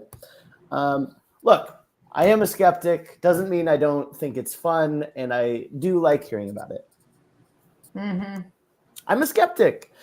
I mean, I feel as if everything can mean everything is just how I view it. And I look at cards as like, because tarot is like the fool's journey. So like, I look at them as like different archetypes, like in life that would show up to like teach you a lesson about something, for like a lesson you're supposed to learn on your journey. And like the cards kind of like highlight the certain lesson that may be coming, or maybe that you're not seeing in the situation. Here's a wild proposition for my milk friends here. You guys ready? What if, Bird, Nikki does a tarot reading for you right here, right now? Nikki's read my tarot before. I mean, a new one. You got shit happening every day. You might need to switch up your chakra. That's true. My chakras do need realignment. Nikki, what do you think? How are you feeling about this? You fuck with tarot readings? I do fuck with tarot readings. One thing I will say about fucking with tarot readings is Rogue Jepson is probably the nicest motherfucker I've ever met in my life. And if I ever pulled a card to read his tarot, it would say, Big Dick Energy is going to be a fucking millionaire and has the rest of his life to find the perfect woman, but she'll come within the next fortnight. Why big dick energy? I'm just curious. Because I feel like he's tuning into these streams to see what it's like to be cool and confident. He's taking notes diligently, and then he's going to use these the next time he's out at a social engagement with his 100 machinist dudes and 1 machinist woman. Definitely. To answer your question, Rogue, I did get my braids out last night. Got them out, got my hair nice and washed and cleaned, and got fresh braids this morning. Shout out to Janika Love for keeping me looking fresh. Nika Love you, girl. She's awesome. She's very, very thorough, very good at what she does, and I hope that she never abandons me as my hair braider. Do you think I could get my hair braided? I don't think you should. Can you? For Yeah. cultural appropriation reasons, or just for it would look bad just like bald? I think this style might not suit your face. I think maybe if you had the box braids that I normally have hanging down, that'd be better for you. But then people would probably think that all you do is smoke weed and wear tie-dye shirts. I did go camping at the Gorge for a Grateful Dead show, so there was a lot of that around. There you go. Oh, Nikki's shuffling over there. Yeah, I see a look of I already mischievousness. have a ball for you.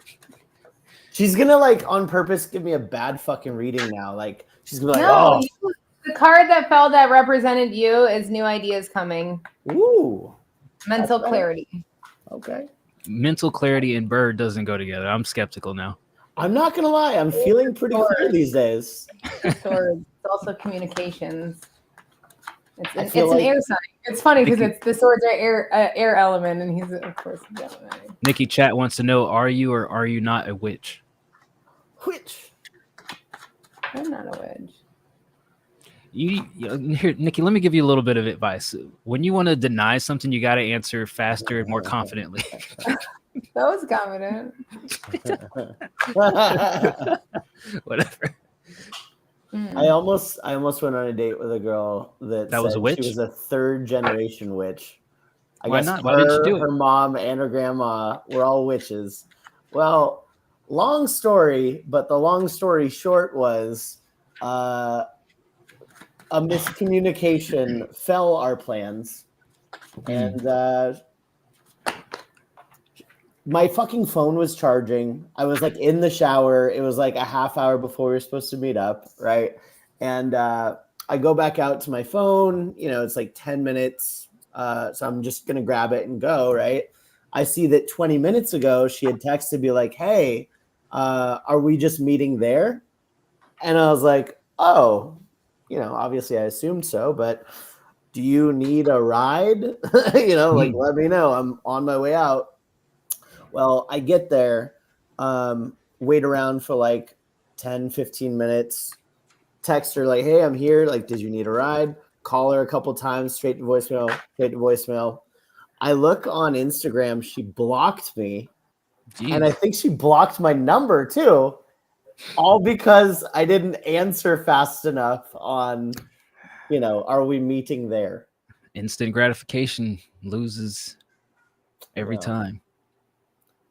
She Where you was very guys at bad. on the if you happen to come across a hot parent child combination targeting either or, When you say child, these like are adult child, adults. Yes. So Like- mother daughter, not mother child. mother daughter, in Nikki's case, you know, son father. Like, Sure. how game are you for targeting the either or combination? All in.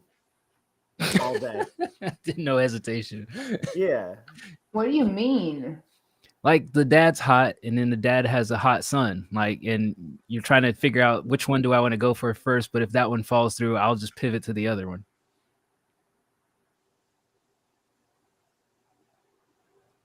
Nikki's like, this is wild. It's too wild for you, wild. Nikki. That is maybe too wild for me. I'm not saying at the same time. You just like kind of strategically like, well, hey, how you doing, Daddy? Daddy's like, nah. What do you mean? Like, what's the pivot point? The pivot point is rejection, and you move to the other one. Yeah. And then they happen to have a conversation like, hey, I met this girl this other day, and you're like, oh, her? She If a tried to girl hit me doesn't up. want me, I'm 100% fucking her mom every time. That's just the a answer I'm rule. looking for, It's just Nikki. part of it. That's the answer I'm looking for right there. So don't reject me, or I'm fucking your mom. That's heard it here, what folks. I lead off every date with. Nikki, what you got going on over there? I don't know what he wants to know, so I just let 5 cards fall. Just a general reading. What's up with Bird's life right General now? reading, where you have new ideas coming in. You're going to have some mental clarity, which is funny because your advice, the outcome card at the end was also clarity. So you're going to get clarity on something for sure. And then the next card that fell is the King of Pentacles, which is manifestation energy. It's earth energy. It's In English. investing. There you go. It's having investments, wise investing, being a solid practical leader, being smart. Make sure you're being smart. Be smart, Bird. And then you had the 9 of Cups come up, which cups are water energy. But with this one, this is more of just like a contentment energy, like being proud of everything that you've built so far. And it's also like, it could be in an aspect of like your wish is coming true. Like it's just being like very happy. You've worked really hard for everything that you have. But it's abundance, it's contentment. But it's also a reminder that there's still more to build. Don't just settle. Don't ever just settle. It's never enough. There's always more to be done. Okay. And then you had the World come up, which is completing a goal or a lesson that you've recently been through. It's also could be travel. It also could be actually a competition too, even. But most of the time it's a completion of something in the world. It's generally a cycle. It's being completed. So something that you're coming out of something for good, and it's the last time you're going through it. So don't go back. And then you also had the Judgment card come up, which means that you are getting a final decision on something that you've been wondering about, almost like a wake-up call. It could be in cases, or it could be also finding your life's purpose, but it's for sure clarity on something that you've been wanting clarity on for a while. Your purpose in life is coming, Bird. Kind of just rounds out of clarity. I'm not gonna lie, this really speaks to me. I do need some clarity on something. I've wanted it for a while. I do think it's coming to a head very shortly, and probably within the next week we will, make some big life decisions. All right. Well, Bird, now where are you on the scale of 1 to 10 in the tarot reading world? So I went from a 2-3 to more of like a 4. Inch me closer. Inch me closer. That's a win. Yeah. Yeah, anything in the positive direction is a win. Nikki's happy. Bird's I'm happy. glad I got a good reading, because if it was bad, then I was like, fuck that, it's a 0. It was a good reading. That's why I was like, I'll stop while I'm ahead. These 5 cards look pretty decent right now. If all love's a tragedy, why are you my remedy? Oh, I'm disappointed now. I thought she was talking to me. Damn. Just lyrics. It's whatever you want it to be. Oh, I'm happy again. It is. Okay. If it was a question about a girl, I picked up a random card and it was a Queen of Pentacles. All right. I had a question about grocery store tendencies and etiquette. Now, the lead off of this, typically when you go in a grocery store, the first thing you pass by is the produce, fruits. One thing that I do not like when I'm shopping for my produce, fruits, is people touching everything. Fucking step your fruit game up, step your vegetable game up, learn to recognize what you want, spot it, pick it up, commit to it. If you don't like it when you're looking at it, don't pick it up. Don't be fondling all the fucking fruits and vegetables. We don't need you massaging the cucumbers, weighing the eggplants. No, just grab it and go. Nikki, why are you laughing? Are you a fruit fondler? You look like a fucking fruit I fondler. think something looks good and I grab it and then it's like ass on the other side. Like, Put it what back am I gonna do? all day. Commit I'm with you. or put it in the bread aisle. Put it in the bread aisle so no one has to buy Discreetly. it. Yeah, discreetly. Or put it in your butt. What is that? They should have like a shitty produce bin. That's a good Just point. for though. dice. That is a good point though. Why don't they have like a discard? Because they're gonna throw the shit away anyway. Because some motherfuckers are gonna buy it and just not even look. There's probably some people that don't look and just grab. Like I'd buy out of the discount bin if it wasn't so bad. Then you would have these people's hands going through the like weird shit. You'd buy other Like- people's refuse. That sends you the weird like disformed fruits and stuff that nobody will buy. The smoking latte, I don't eat those fruits where you have to like do a physical assessment of them just to determine if they're gonna be good or not. Like What I'm is- not knocking on fucking watermelons and I'm not juggling avocados. I don't like avocados and watermelons are mid. What I inspect all fruit, so I'm confused at what fruit I you eat, don't I eat grapes, I eat strawberries, stuff you can visually look at and buy grapes. I am so weird about my grapes. Holy shit, they're the one things that I will throw away probably half the fucking bag. Oh yeah. yeah. Like, they're Well, weird. the other thing, as we transition to a world where people don't want to leave their house anymore and they have people shopping for them, is I don't trust other people shopping for my fruit. Like, Yeah. I've noticed that people are very poor at picking out good fruit, and I'm not with it. I'm not with that. Just pick out whatever random batch of bananas, and it's like I got like a day to eat the shit because half of them are brown. Like, what the fuck, dude? You don't know a good banana when you see it? What the fuck's wrong with you? Come on, Jose of Instacart. I was told to shut my whore mouth over avocados. My bad. I will shut my mouth. Dice does have a whore mouth in that it's full of semen. I feel like Smoking Latte has been hanging with Almighty VA because that is something that he would say to me with the utmost confidence. But no, other thing that when I was walking through Walmart the other day is like the head-on situation is, which side of the aisle do you pivot to, or who's the dominant person when you're, going head-on to somebody. I typically stay the course and I force the other person to move over. So you have psychopath tendencies. You're like, everything's a oh, competition. It's a game of chicken in between the fucking. That's crazy, man. Well, typically I'm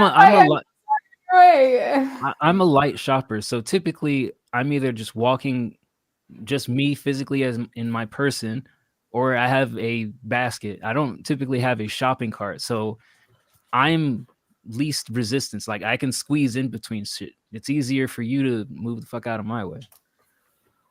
It's funny when you said the shopping cart or the shopping tendencies, the grocery store. My first thought was how annoyed I am every time I go in there. And a lot of that is to fucking slow walkers, just people like, oh, I'm not a care in the world. Fuck you. I don't want to be in here. I want to be in and out like a goddamn ninja.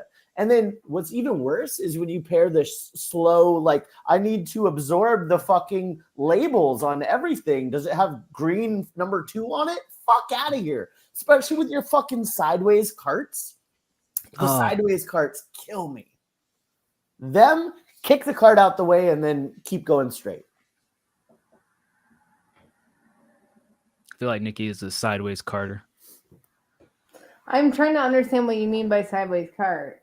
In the middle of the aisle. Yeah, when you're like going down an aisle and somebody just put their cart in the middle of it sideways and they're like checking out the different thing. Yeah. Yeah, they turned and they're like, oh, wait, I might want some of that. And they just leave their cart there. Bastards. I That's don't who. think I've ever walked down an aisle and seen a cart sideways. Well, you don't live in Portland, Oregon. It's madness out here. That's People complain about the wild. homelessness. I Like complain about it's the like sideways a road close sign. Like that's what you mean. Like I mean, here is the aisle. Somebody has a cart sideways in it. that's fucked. That is Who fucked. would do that? No, yeah. Fucking people just lose all sense of Like spatial I'm like, awareness. oh, let me squeeze as far as I can. Like I have to reach high and I can't reach this and I'm gonna be a minute. Like People just lose all sense of spatial awareness, and I feel like it's to a lesser extent, but they also do this thing where sometimes you put the cart sideways on this side and then someone puts their cart or like perpendicular. Yeah. And then you kind of have to go like sideways through them. I hate when people double park the fucking carts in an aisle that obviously has a lot of traffic. Like if you see somebody's already stopped and they're getting some, don't park your cart right the fuck next to them. Like give some sort of space for people to go through. keep it moving and come back around. Or walk down here. Have someone else walk in the cart and walk down here and get it. Yeah, people like they'll bring their whole cart full of shit and just grab one item. And cap and run and grab something if it's crazy and run back. When you say run, I bet you are literally running. I literally run. I'm like, I'm like, excuse me, sorry. Like if I try to like get like what I need, and they're like, okay, bye. Rogue, Like, get the fuck there. Rogue with the hot take here. Who takes their whole family out shopping too? I mean, people that enjoy family time together. What the fuck, dude? That's not family time, but also like you're not gonna get a babysitter for a grocery trip. I try to shop in the morning so I can avoid all the crazy shit. What's I like shopping at Bird, what's your prime shopping time? Morning or afternoon or evening? I try to never go ever, but if I do, it's for sure like evening. I'm serious. I've Postmated every single day for at least 2 years, multiple times a day, most often. But I've recently changed my ways. I'm pushing green stuff around on pans now with a little teriyaki sauce. It's pretty great. So then on your IG? Rogue, you need all 12 of your family, because the moment that you go down an aisle and you pick up like the box of Lucky Charms and then you return to the other half of your family, they're like, oh, well, why didn't you get fucking Honey Crisp and why didn't you get Corn Pops? So you have to have all fucking 100% of your family there, because the moment you've missed somebody's shit down one aisle, you got to circle back with all 12 of the motherfuckers and get everything that everybody wants. That's when you see all those families there and they're all conglomerate together causing an artery block in the aisle. That's why, it's because those motherfuckers don't have a list and they're indecisive. And the moment that somebody gets left out, it's a bitch fest. And we have to all go back as a family in order to get little Susie's fucking Fruity Pebbles. Mid. Yeah, I mean, so I think about a lot of, like situations that are out of your control. You have nothing, there's nothing you could have done differently, and like just the worst shit happens, right? And a lot of times those thoughts go through my head as I'm in a grocery store, because it's always like, man, I didn't even want to be here in the fucking first place. And in comes some dude with a fucking AK and just blast everybody. Like, I could have been at home on the couch. That's right. That's what I think about. How do you guys feel about, well, I know how Nikki feels. Bird, how do you feel about being in the checkout line and the person in front of you has coupons? 20 coupons? Oh my God. Fucking let me pay for you, lady. I thought that happened to me the other day where somebody was like trying to pay with this coupon and it just wasn't scanning them. I almost said like, can I just pay for your fucking, because they had like 3 things. I'm like, can I just pay for your groceries so everybody behind me and myself can get the fuck out of here, please? Yeah. Like, look, I understand everyone has a budget, especially if you have a big family, you got to save up the money, you got to make it last, stretch a penny, sure. That being said, my mom is one of those like utmost like persons that is this, where she'll like cut out every fucking coupon from the Fred Meyer junk mail that she gets, and then have the nerve to tell me, hey, you should really change your mailing address so you can get those coupons. Hey, you should really, no, I am never going to spend more than 1 second of my life thinking about fucking coupons as long as I can. If I can afford it, I am never going to use a coupon, and it's just the biggest waste of time. If you think of time as money, the amount of time you spent cutting out clipping coupons and then trying to fucking make it work at the check stand, you could have just earned that much. If I need a coupon for it, I feel like I don't need it. Like if I literally want to save 20 cents on a fucking bag of donuts, I don't need the donuts. If I can't afford the donuts, I don't need the donuts. What's also fucked up, having worked in a grocery store before and in retail, like you don't actually need the coupons, right? They have the fucking deals in their system that are happening right now. So you just ring it up and it should be automatic.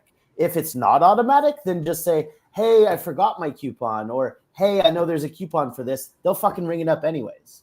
They'll do that. What do they even do with the little clippings of the coupons that you put in the bin? Just put the shit in trash? Nothing. They throw them in the... Well, what they do at some places, they put them underneath the fucking cash in the thing and collect all of them. So at the end of the day, when they wreck their till, they say, oh, yep, here's the coupon that was used for this transaction, which is why we discounted it this much. It's fucking wild. Fuck retail. Smoking Latte worked at Forever 21. You Bird, get if you Forever went 21. If you were in the mall wandering around and you saw a nice young lady working at a store, are you more inclined to just go in that store and shop to strike a conversation, or you keep walking? No, I keep walking because, again, it's like I'd rather just not be there. Like I am on a fucking mission. And I can talk to girls other places. I don't understand this man. He always says he doesn't want to be anywhere. And then like every other day, he's like at some concert venue or in some bar and like sending us like, look at me, I'm Mr. Cool. I have a social life. And then when we get on here on the show, he's like, no, I don't leave the house at all. Fuck people. I mean, sending us, you mean posting on my own personal social media and you seeing it? Sure. I don't think I've ever sent you a text of like, look how cool I am. Not me personally, but like you'll sometimes in the Discord be like, look, I'm out getting drinks, or on Instagram, like, look, I'm at a Tool concert, having the time of my life. I go out and do stuff sometimes, but it's not chores. I don't do chores very well. I am grumpy. When I was with a girl who liked making me do chores with her, I let her know how grumpy it made me. How long did that last? Oh, too long. 4 years. It shouldn't have lasted that long at all. 4 years. 4 years. Yeah. What the shit, Dix? Rogue Gypsum, you should not aspire to work at Hot Topic. And I feel like your youth is showing by saying such things out loud in a public forum. Nobody aspires to work at Hot Topic who has already finished high school. Nobody. Literally nobody. As you know, my crew does a goth night party every year. And a couple of those years we've gone to Hot Topic for like nail polish or like band tees. But they're actually leaning more into the band tees than they are like creepy goth stuff. Because all they get is the fucking weird high school kids in there hanging out, looking at shit like Rogue says for 8 hours and not buying anything. Yeah. And they're like, get the fuck out of here. We're trying to make money, not entertain you high school fucks who skip school or just have nowhere to go on weekends, but hang out with each other. I fully understand their pivot of get the fuck out of our stores. Hey, I grew up in a small town, so the malls were really the only place to escape from the parents and, have a little freedom, autonomy. But yeah, I still didn't hang out in Hot Topic. Nikki, what was your go-to mall store when you were a young rapscallion? PacSun.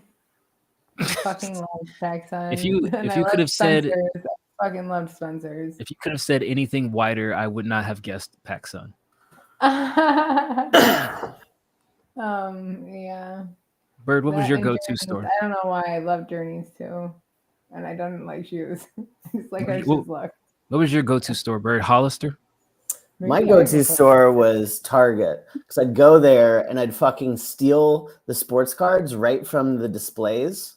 I'd just like swoop up a fucking bunch of packages, go out into the back, allegedly, go into the back where all the bikes were and start unwrapping them and putting them in my pockets. And then that's how I got away with stealing a bunch of sports cards from Target. I mean, as Smoking Latte said, that's a good dark turn. That's also where I got my numbing chapstick, numbing juice, where I would put it in my mouth and then go try to hit on girls where I'm like, blah, blah, blah, blah. Did that work? Sometimes. Probably would have worked better without it. American Eagle for jeans. I remember Etnies. Oh, yeah, I love American Eagle for jeans. Of course, I love you're- Etnies too. I Yeah. wore Vans mostly until they fucking tore up my damn Achilles tendon every damn time. Damn. I mean, did you file a Damn. lawsuit with all these dams you got in your sentences? No. But How did you they never tear wore up your Vans? Achilles? Oh my I gosh, the backs of Vans were the fucking worst. Why did you The keep getting them? backs. Oh my gosh, Mandy, or Why didn't you get other shoes other than Vans? I liked Vans. I liked how they looked. Your Achilles didn't like them. Hmm. Same know thing they're- happened with me and Jordans. Tried wearing them for basketball. It's not made for that. They're supposed to be walk around shoes. They I have didn't know. Yeah. some designed for basketball. Yeah, I didn't know the difference back in the day. Oh, gotcha. Yeah. The chaotic learning episode of youth where this looks cool, but it's not functionally appropriate for what I'm trying to do in them. But I loved like Adidas too. I used to have Stan Smiths. Nikki, I feel like you just like low top shoes and then you sprain your ankle in them. I do, and that's what like literally my volleyball shoes now. I have high top Under Armour shoes because like I broke my ankles probably like 45 times each. What do Dick's sell? You saw a shop called Dick's in Florida. Well, let me tell you, Rogue Jepson, what Dick's sell. There's good- bags. A good time. Mhm. If you go into a Dick's store, I guarantee that you will find something that will entertain you for hours. It will wear you out and you will profusely sweat. I'm making a big purchase Nice. from Dick's in about a month. It's about 10 feet big, 10 feet long. And you can go to different Dick's and try out different things because they don't all have the same stuff in them. So yeah, next time you come back to America, check out some Dick's.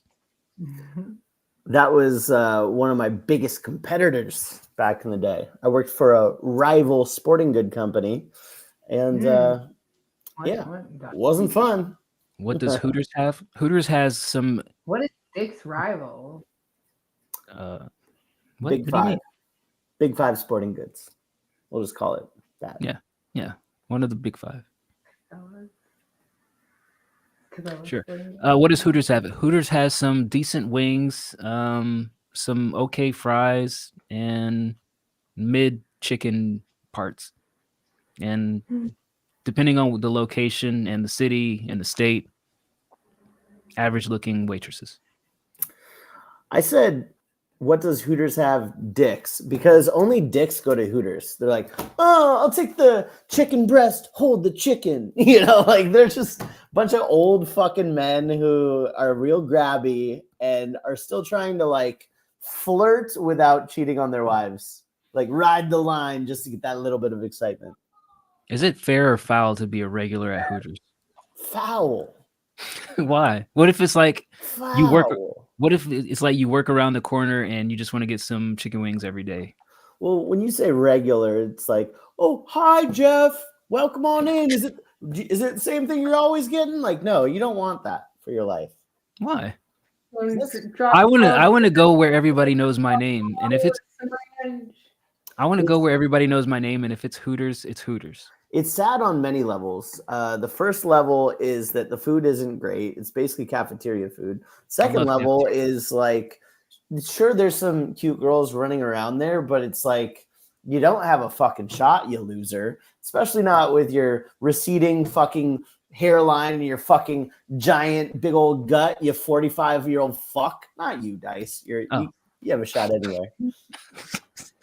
But I'm just saying, like, the regulars that they have there is like, no, you go there for sexual harassment purposes, and they probably should file a fucking, do not contact. They'll Fucking debone restraining your order. wings. Hold on. Smoking latte. Did you just drop some insider? They'll debone the wings. I might Oh, need yeah. to. I might need to They go to work Hooters They were because I mean normally I'm a boneless wing type person, but I do prefer the tastiness of the bone-in wings. So yeah, if they'll debone, do they do it at the table or they do it like before they serve it to you? Like, what is this process? Whoa. What? The debone wings in front of you. hold Well, their you know, phone like at a more fancy restaurant, if you say prepare my meal, they'll like do it table side. That's what I'm trying to gauge, like how fancy is Hooters deboning the wings. Okay, Yeah, do they'll it lean on- over with the cleavage. Like, oh, yes, sir. Don't lean over my fucking food. I'll send it back. Get some I tit mean, hair in there. unless some breast milk squirts on top of the wings as flavor, I'm like, I don't want. Go back. Oh, No, I'm just trying to gauge, like, if I ever decided to go to Hooters on a regular frequent occurrence, like how harshly would you guys criticize me if I'm like, yeah, I went to Hooters. Yeah, I'd make fun of you. I'd say you're a loser. Yeah. so you know how to 100%. bone and debone? Debone? That's my new nickname. Debone. My new nickname's gonna be Hooters regular. Loser. Where's the closest Hooters to me anyway? I don't even I know. used to have a Hooters right across the street from my house, and they shut down because only fucking losers went there. So Is that all that lives in your neighborhood, or they come from all over? they come from all over. They conglomerate. It's like a fucking magnet for losers, you know? There's not even a Hooters really close to me. Everything's like 30 minutes away. I feel like Twin Peaks is the new thing. That's a thing in the Midwest. Or Yeah, Twin Peaks is probably like a small notch above Hooters, only because Hooters has been around. It's more common and more known. I don't know, man. I haven't been to Hooters in a long time, and I feel like it's time to go. What say you? I mean, I would go. I'm just saying, if you're a regular, you're a fucking loser. That's all. How It's many? just the Okay, facts. all right. Let me try to stay If they out know of the. your name.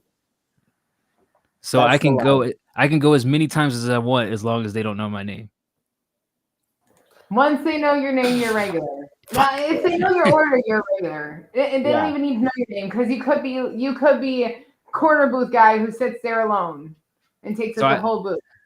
As long as I don't walk in and everybody's like, "Hey, Dice is here," I'm good. No, as long as you don't walk in and they're like, "Do you want your regular?"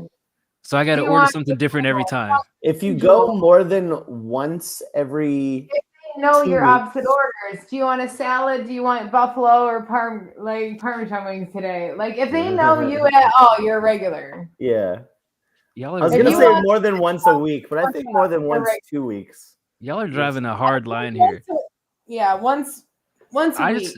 just want to be a regular at some establishment with some nice looking people. Is that so hard? Yeah, go to a fucking upscale fucking anything. Go anywhere. That's not What? bad. What? So I can be racially profiled? I can fit Yes. in at Hooters. Yes.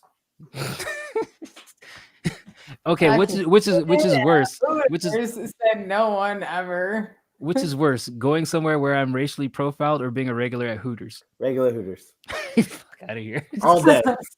All fucking day. Out of here! Yeah. I mean, Wait, who didn't know those were pantyhose? Did somebody not know that they're? Yeah, everybody. Bro, did you not know that? They're pantyhose. Nobody has What- tan legs oh. like that consistently. Being a see, regular. thank Okay, you, even- Latte. come on. No.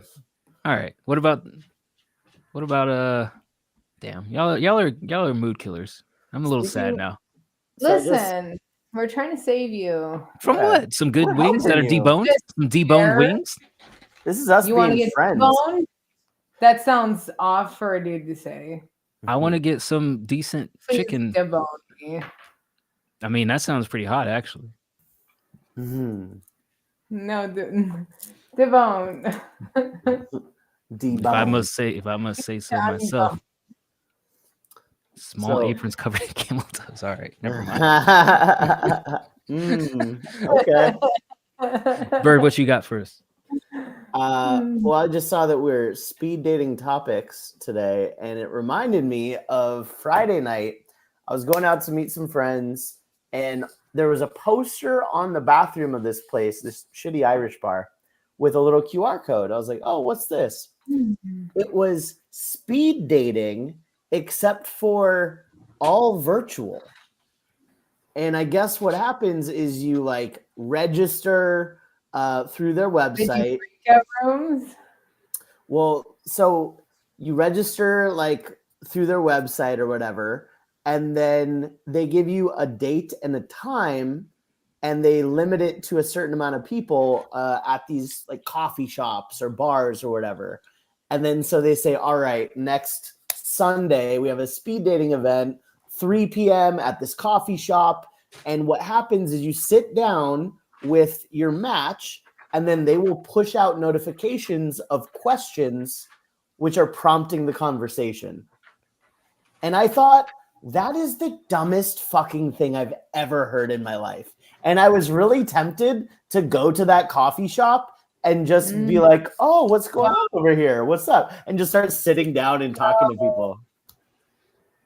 Did you go? You should have. I didn't. What's so but- dumb about it? Well, a couple things. One is like, oh, I don't know how to talk to people, so I'll wait for this question to come through my phone that we can talk about. That's silly. That's awkward. And also, I think it's like, okay, so I see what you're trying to do, but really you're giving a location that's public location. It's not shut down for the event, right? And so I just thought it was really interesting that it's like, hey, everyone go to this coffee shop at 3 p.m. next Sunday. And it's like, okay, but what about the other people that are there? And you don't know, like, Maybe they're hoping that some bystander sees the event and wants to participate as well. maybe. Because I mean, hard to get people to just scan a random QR code, right? So They if should you do make a it speed dating wipeout course. if you make it private, you might get less people than if you do it public, and then random people can just like, oh, I want to smash that guy too. Let me go sit down next to him. Well, and that's kind of the beauty of it, right? Like in my imagination, I was like, fuck these losers. I'm just going to sit down and start bullshitting, and it's going to They go want people great. like you to join. At the same time, like, I don't know if there's like all right, bing, here's the buzzer, like, go find this next person. I think it might be one of those things. So I don't know.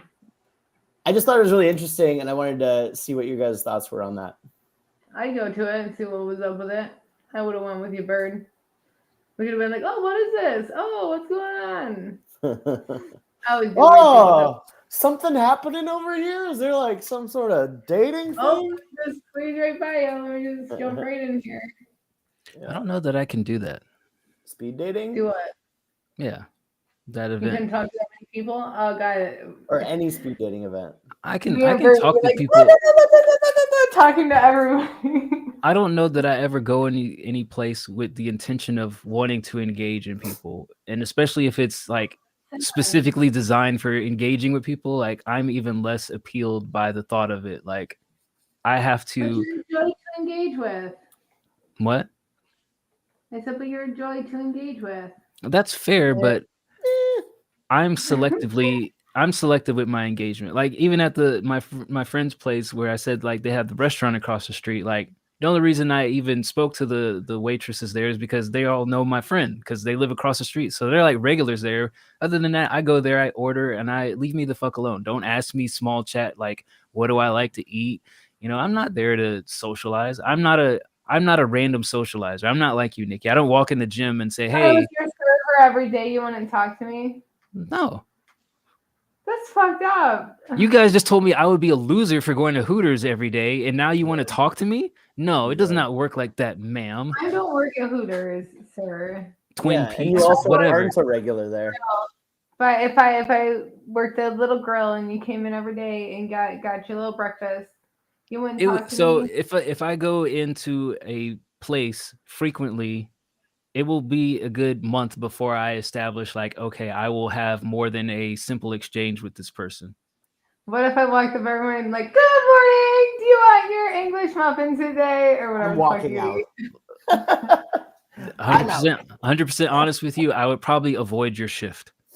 Oh my god, that's so sad. Too much. It's too much, Nikki. Not that it's I made so good here, money.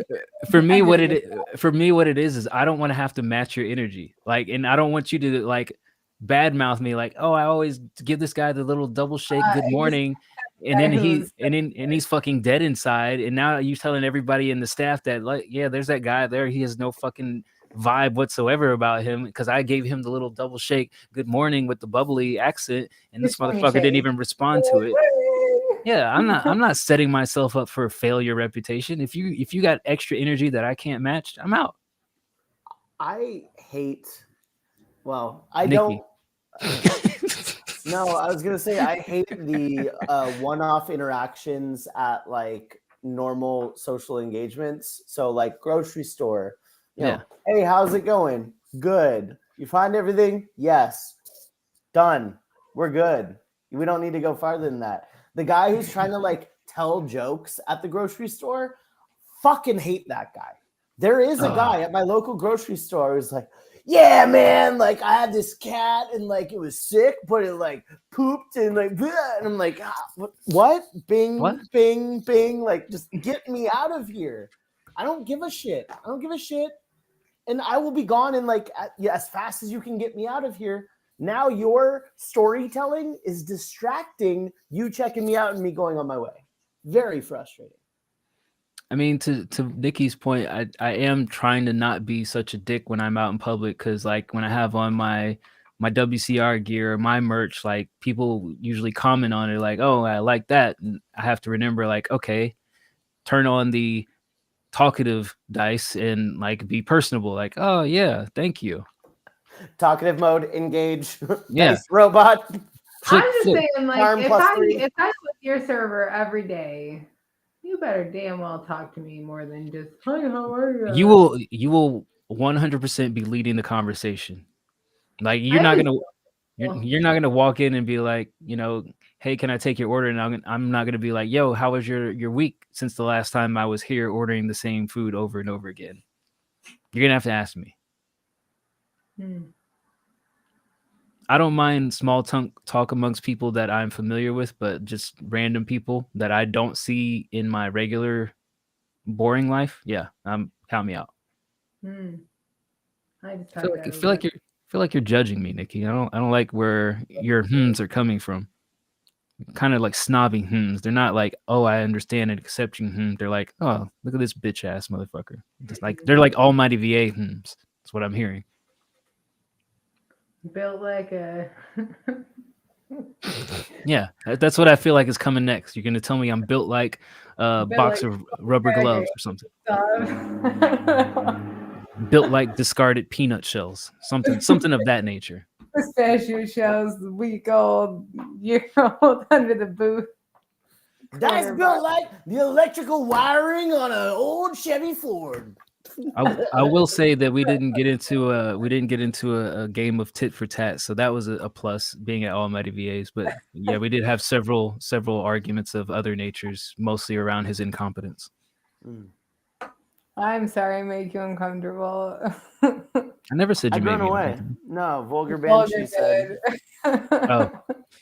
Yeah, that would make me you talk uncomfortable to some fucking weirdo in line, I'm out. I'm waiting in the fucking car, and I'm gonna like honk the horn until you fucking follow. If I'm with somebody and they strike up a conversation with the staff there, I'm out. I'm gonna keep walking. I'm gonna keep doing my thing. Like whenever you're done socializing with some random stranger that may murder and kill us, then you come in. You'd let me know that you didn't tell them our address.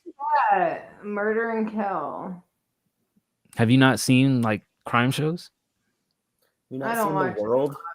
No. Have you not? Yeah, have you not been outside? I mean, but like, never mind. Pointless battle. Yeah, you got your tarot reading. It said you need to correct these behaviors. I got my tarot reading. I'm looking forward to the clarity. I am. I think it's gonna be great. What are you looking at? Is that my card? Did you draw my cards and not tell me? No, you did, didn't you? Suck my deck.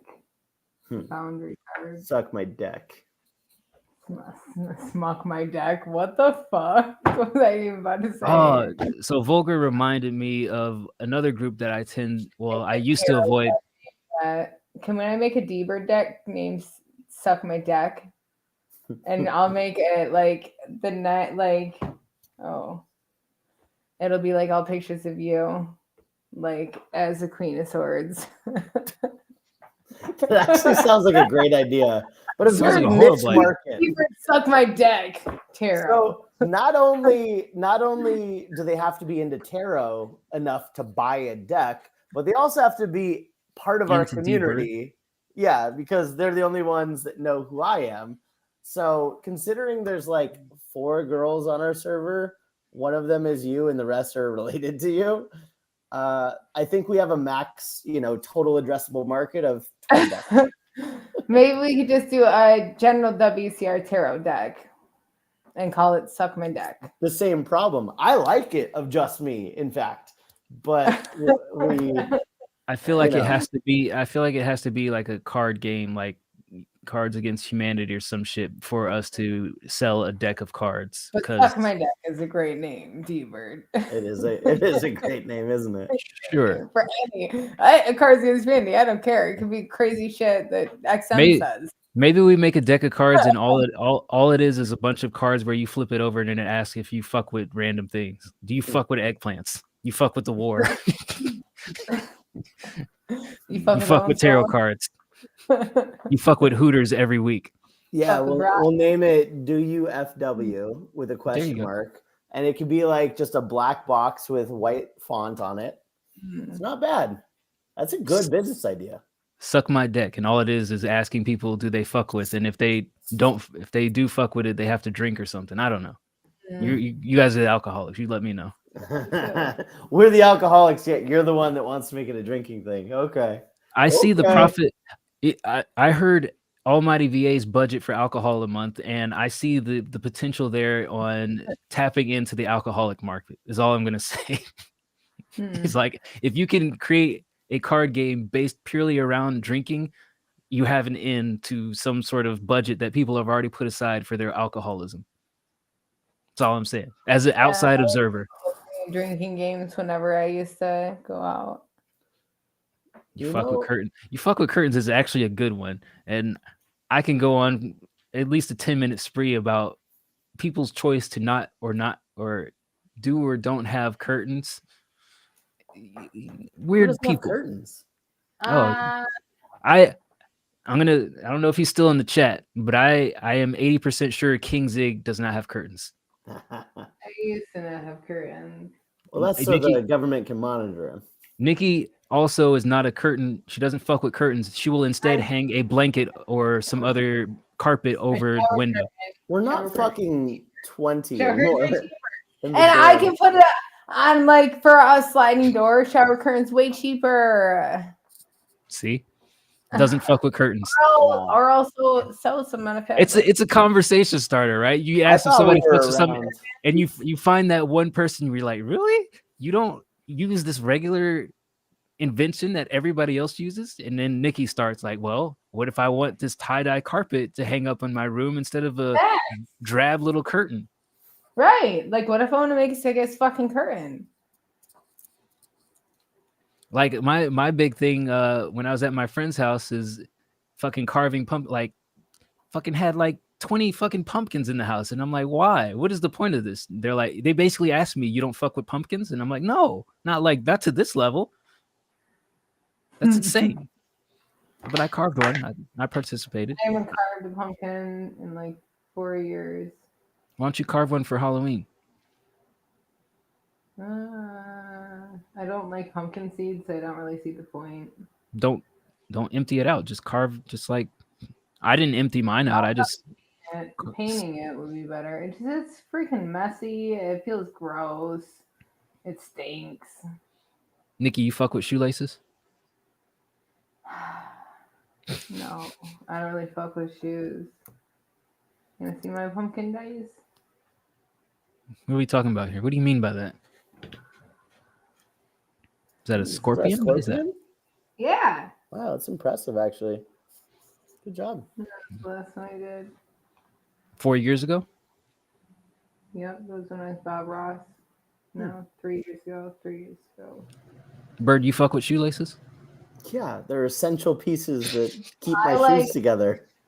Let me Yeah, ask you Yes. this. The shoelaces. I'd rather have curly shoelaces. They're function over fashion, though. I'm not the guy that's like, oh, let me switch out colors for shoelaces.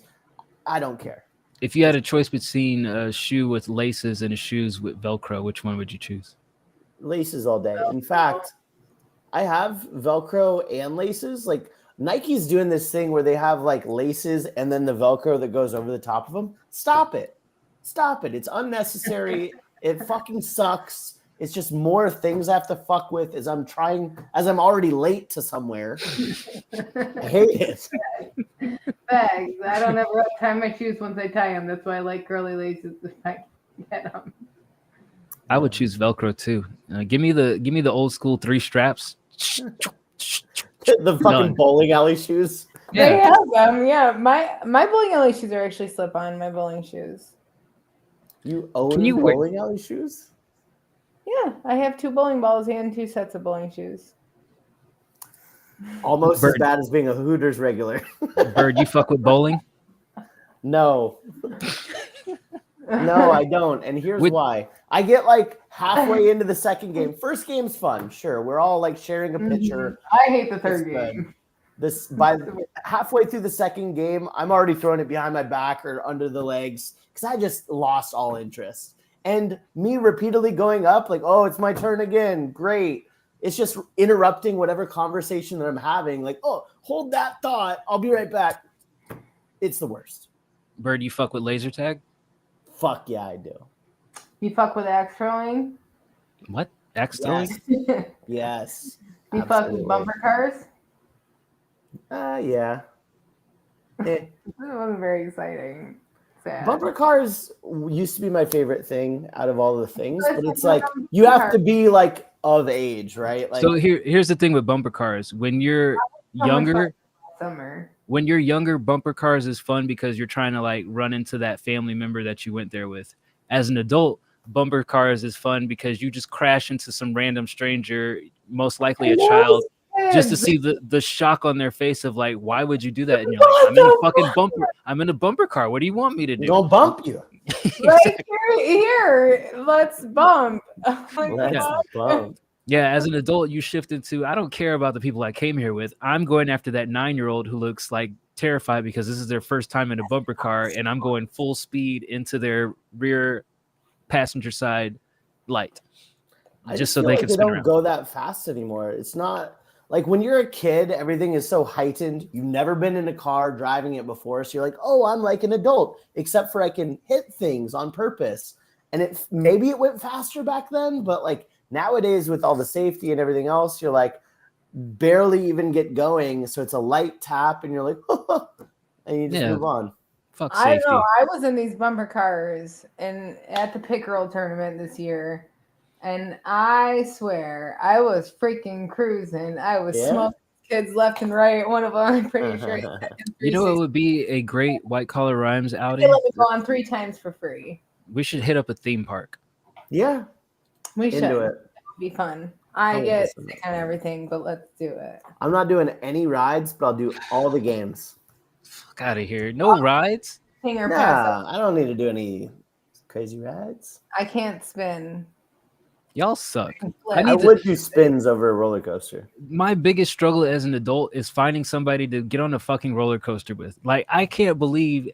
I'll as go an on adult- one, but I'll scream. No, The I whole- want somebody to go on every single roller coaster, some of them multiple times back to back, and just enjoy it. No screaming, no puking. You've no- seen that picture of me on a roller coaster. Yeah, I've seen you, and I would never ride with you ever again. Respectfully. You never rode with me before. I've You know seen what? all I need to see. That ride, because I was like, this feels janky, like it's gonna break, and Those are the best ones. it broke the next time. So Oh, it's even better. You know Lawsuit? what could be fun is Disneyland or Disneyland, Universal Studios, Harry Potter World. All of Islands these of things. Adventure. Yeah, I Yeah. think that'd be cool. Get everybody together, hit up a theme park, document it somehow without the staff telling us put your damn cameras away. I Yeah, think it would my be so Hardy and the crew, they live in LA. It's not too far away from, all the places. And honestly, we need to do some follow-up for the documentary, right? Yeah, it's about that time because around this time last year we were planning what we did this year. So Mhm. think it's time to get our ducks in a row. Rogue Jepson, you like roller coasters? You fuck with roller coasters? You fuck with the coasters? I really do think if we're gonna do a card game, it's got to be the you fuck with game. We just got to figure out the kicker to make it work. Yeah, Nikki, no, I you're on think mute. that's good. Nikki, I didn't hear you. Nikki, I got a question for you. Okay. What made you put the bow in your hair? I like bows. You've never worn a bow in your hair on the shows. Why now? Bows. I have worn bows in my hair. You probably can't normally see them though. They're little. This is a big bow my sister gave me. Tell them to wear it. Which sister? Mary. Shout out Mary. Gunshots. Mary girl. Gunshots from Mary. Contrary. Bird, what is Naked Attraction? Naked Attraction is a show on HBO which has full frontal nudity, and that's kind of how these people choose their mates to date. So it's a crazy new reality dating show on HBO, all naked, bunch of hoo-has and hoo-hoos, kind of wild. And you see everything, no blurs. And you have one person who's like the chooser, and then like 6 people who are just standing in a box. And then the boxes, they say, all right, round 1, we're going to raise it up, halfway, right? Just to the belly button. So you're either just looking at legs and pussies or legs and dicks. And you have to eliminate somebody based on that. Wait. Yeah. So you see from the belly button up or the belly button down? Down. Oh, okay. So it's like, basically they're just showing you what does your genitals look like. And then from there, you have to basically eliminate someone like, your dick looks weird, man. You're out. Or your pussy, nah, not for me. You're out. Yeah.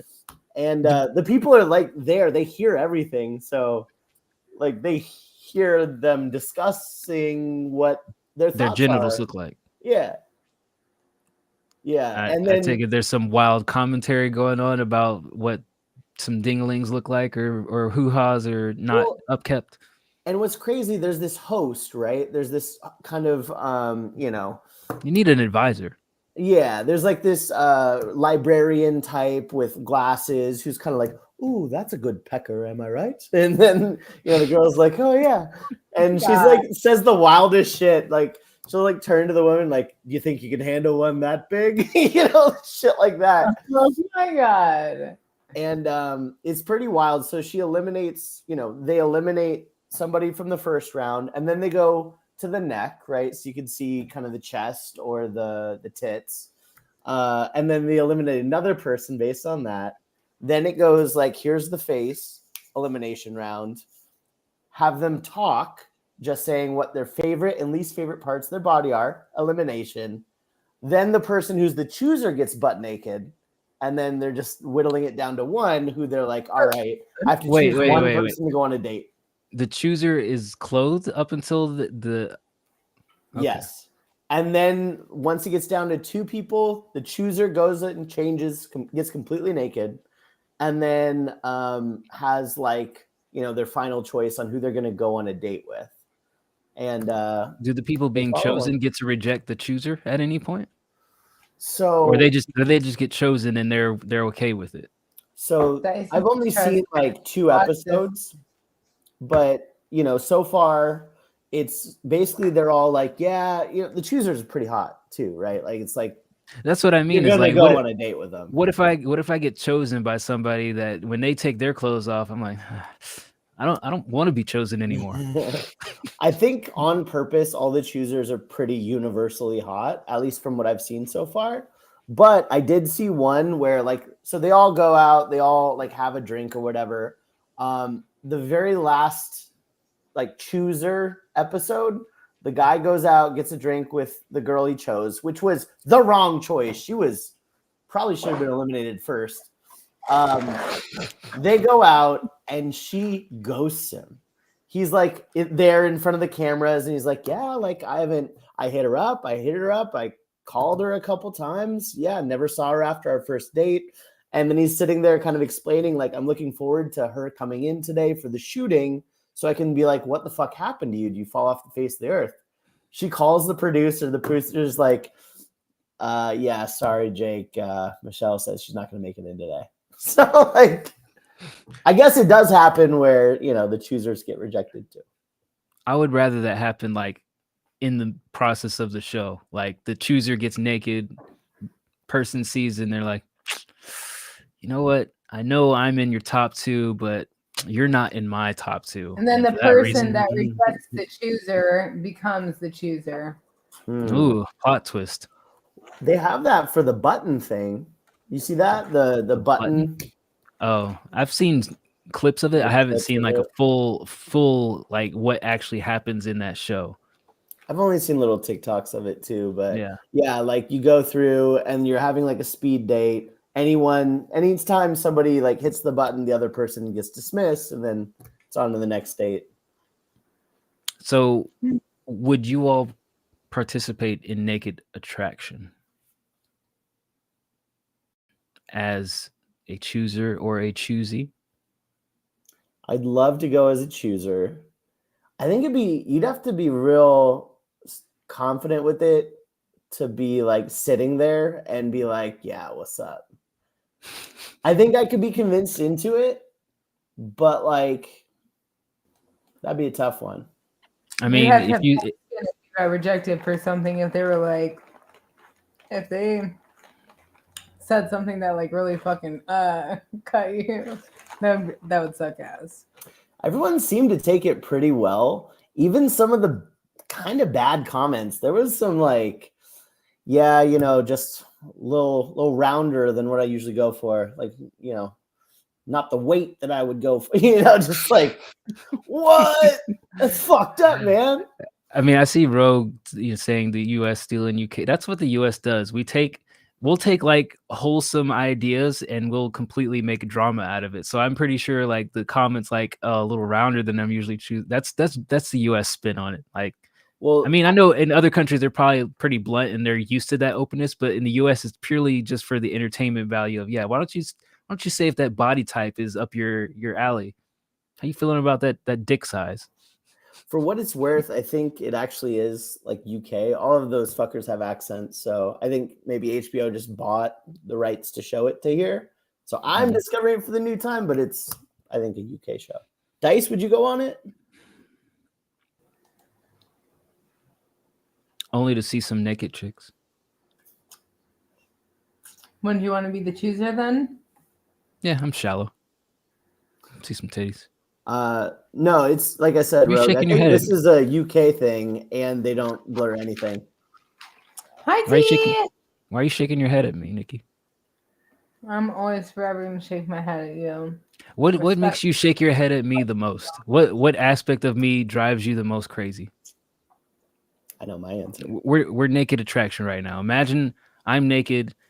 They've just shown me up to my neck. What's driving you crazy?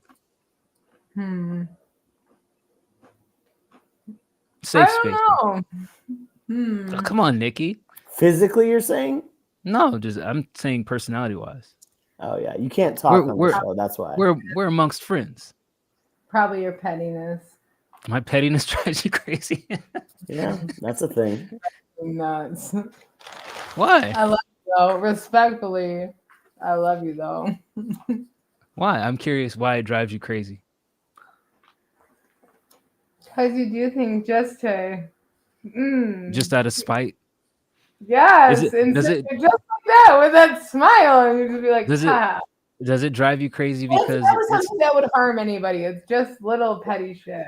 Right, that's what... Does it drive you crazy because, like, I'm maliciously doing something, but, like, I'm not doing it in a cruel and unusual manner?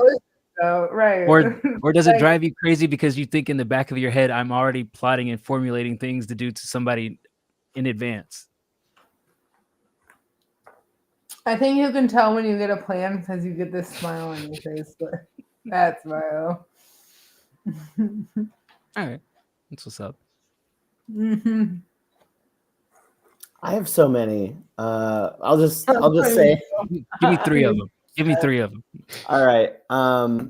The fact that you try to make it cool to watch anime, fuck that. Get out of here, nerd. the fact that you want to be a regular at Hooters, learned that one today. Hate it. And I would say just your overall the Hooters thing is jettisoned up in the list. Of that's up there now. And I would say for a third, round us off, I would say your reluctance to do anything socially. And then you're, throwing it at me like, oh, Bird's always going out and doing cool shit. You can too, motherfucker. Do it. I can't do it. Yeah. I cannot do it because the thought of having to upkeep another individual and comply with their compromises makes me physically ill inside. Yeah. And yes, as T said, anime is awesome and amazing. Good for you guys. You found something to do on a Saturday night when you're all a bunch of lonely, sad sacks. This is an every going into night the thing voice for me. chat. Yeah. Every night thing for me. It's not just a Saturday night. Saturday night, I just happen to kind of like broadcast it for people on the server, but every night is anime night in my house. That's the saddest shit. Hooters is really up there on your peeves now, huh? Yeah. Yeah, it's I might just take a trip there this next week and document. Well, shit, you've visited VA. I got an extra room for you. Come on over, bud. I might become a regular at Hooters now. The pettiness is rising up in me right now already. Oh yeah. Oh, you know what? I got a bigger one. I got one. God. You stealing my fucking smash single and putting it on your album, you motherfucker. I was just thinking about this. I was doing that to help us. Wow. Fair.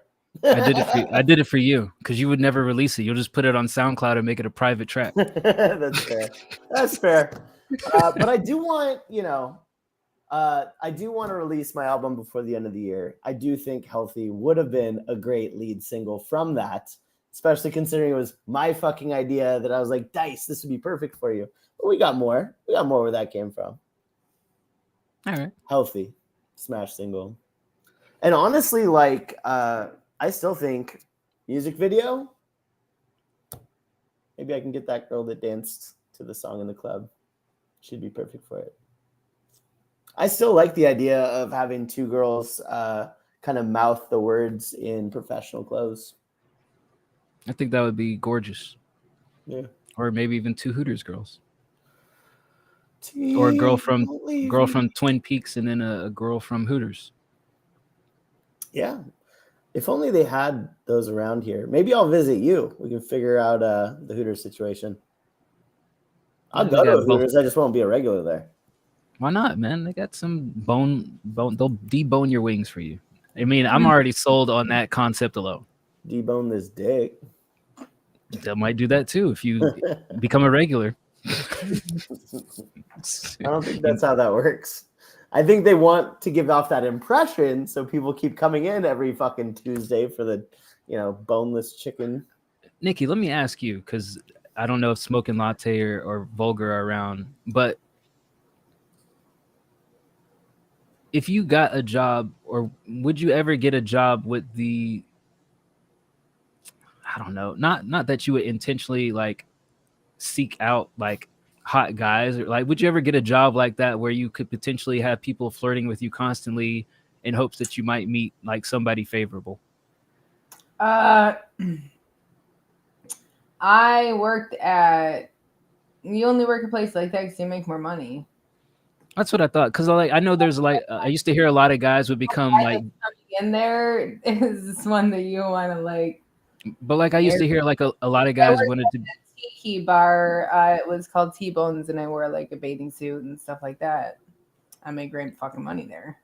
Yeah, I know guys would become gym instructors just to try to meet chicks who are trying to better themselves or some shit like that. I'm thinking not saying that you would do something shallow, but I know from a guy's perspective, it's usually from a shallow, I'm just gonna hit on people until I find somebody who complies type shit. Complies.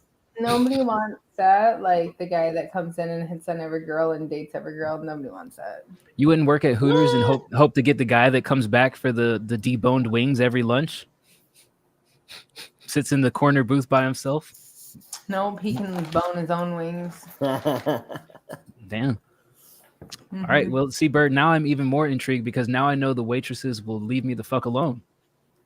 I'll just go there, get my deboned wings, and eat and go and leave in peace. I don't have to talk to them. They may know my name after a while, but hell, win some, lose some. Whatever works for you, man. I support You're going to it. be giving them free merch in like a week. Let's be honest here. I They mean- may know my name in a while. He'll be like, I need merch for the Hooters girls. I mean, who haven't I given free merch to? Exactly. That's what I'm saying. Don't act like you don't small talk now. You do. Be careful where you go out in public. You might meet people. I don't small talk. I just give away shit. Oh, geez. I'm a walking billboard. Mm-hmm. They could flirt for a tip. Flirting with me doesn't get you an extra tip. Like, I'll just be like, okay, now they've annoyed me. I'm mediocre tip at that point. Do you do Don't- Cheese It flew. what? I lost a Cheese It that went flying. It's next to your underboob. It is. Do you What'd you keep say, like Bert? a running tally in your head of like, okay, -1% for like service? Kinda, yeah. Yeah. Like, Mhm. and it doesn't even have to be like on an interaction level. It's like you could even not interact and annoy me. Like, hey, obviously my empty glass of beverage is sitting here. You haven't been by in 10 fucking minutes. Minus. Or you could be over there like asking me how the food was 5 minutes after I started eating. I don't fucking know. I haven't even made it through the main part of the meal. Minus. Yeah, I keep a tally. I had a regular that had 10 singles that would sit at the table, and every time it messed up, he took away $1. Yeah, that's a weirdo dick move. Y'all say I'm a petty I always person. got That's it, so at least I know I was getting $10 from him. Most of Yeah. people, 10 No, cents. that's the weirdest shit ever. For me, Yeah. like having worked as a waiter, like if anything, I over tip. It's kind of like it's a 20% plus round up to the nearest 5. yeah. And so it's like 20%. You could spit in my fucking salad. You could fucking drop it on my lap. And like, all right, I guess 18%. Like it takes a lot for me to go under 20. I mean, I guess in general, I try to just tip, whatever, like close to a whole number that seems satisfactory for whatever I paid for my meal. Like you would really have to like do disparaging things for me to like undercut you as a server because A, you're in a shitty job first and foremost, and B, you're getting shit pay. So I'm trying to help you out.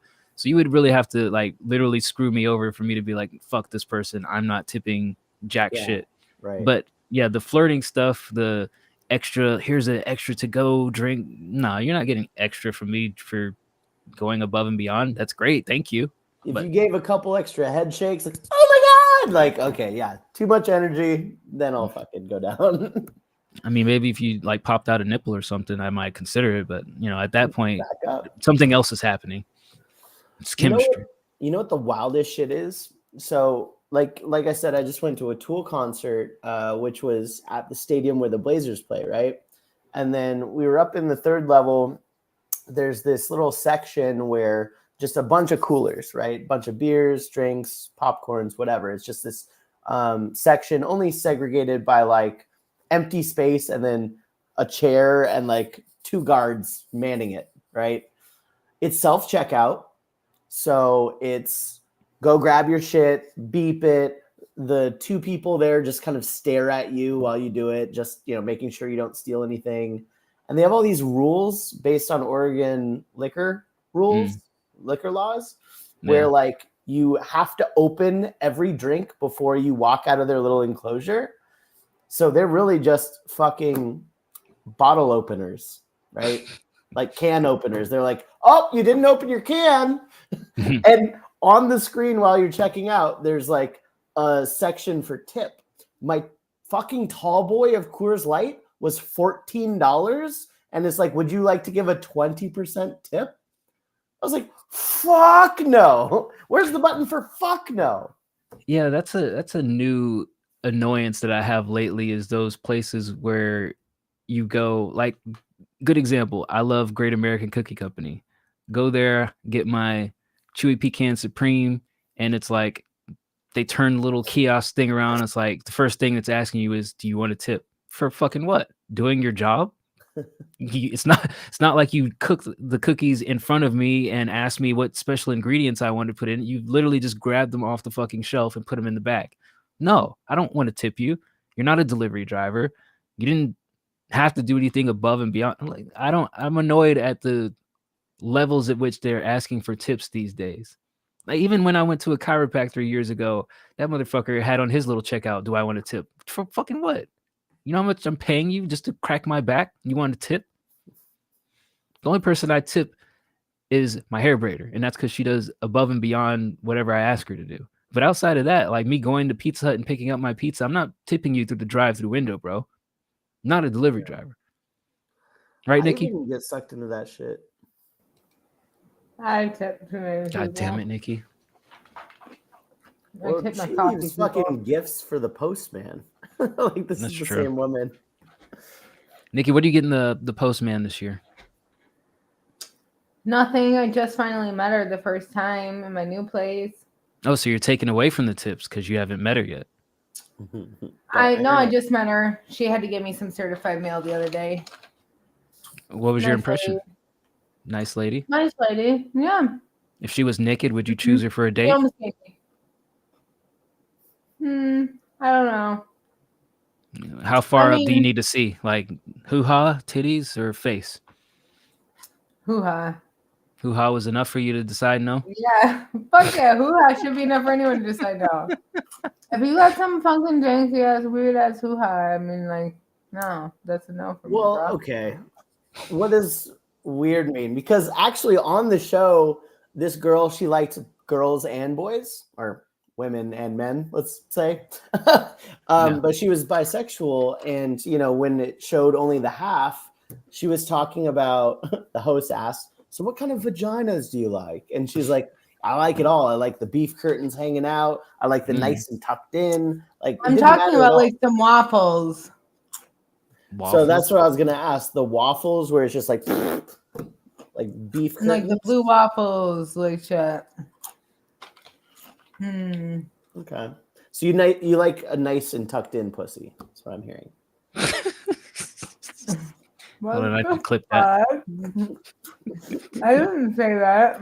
What are you saying, Nikki? I'm not saying anything. What kind of pussies do you like? Why'd you turn the camera off? You're like, I don't like a janky hoo-ha. Okay, well, what means janky in your book? Yeah, what's janky? Mm, Just too much skin flapping around? You want? That's what Bird is No. asking. You like it tucked something in? that looks like super damaged or like fucked up, like something that's super fucked up. So something that's taken too many beatings. Vaginas. Possibly, yes. Do you want I know to? if there's something that scares me that's about to be in my face, I probably shouldn't have my face in it. Does it need to be like trimmed and neat, or are you okay with the Yeah, I natural? don't like hair. I don't like hair. Okay.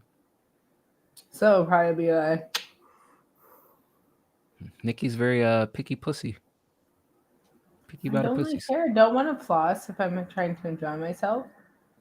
I mean, you don't have to put your face in it. You can use like a tool of some sort. What? It's funny. Never mind. What's funny, Bird? Nothing. What's so funny? I think we had a good show tonight. I think we had a great show. I think that the show needs to end. I think it should have ended 10 minutes ago.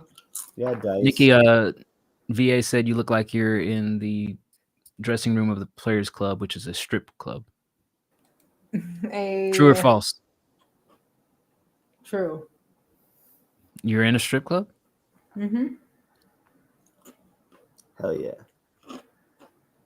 All right, that was our show for tonight, folks. Catch us on Wednesday with the music review show. The very British people will be doing whatever it is that it ends now because we've been on for 2.5 hours. The very British people will be on Tuesday with the Tuesday show. And then the Friday review show returns this Friday, October 27th, 2023. Apparently, it's not allowed to end. It's what? Apparently, we're not allowed to end. Hey, you Oh. pay us 10, 20 bucks. We'll chat for another 5 minutes about whatever you want us to talk about. Yeah, if you tip us, we'll keep talking. We are shameless, and I'm also willing to be a regular at Hooters, so depth, no depth at all. I will And keep going apparently low. I'm choosy about pussy.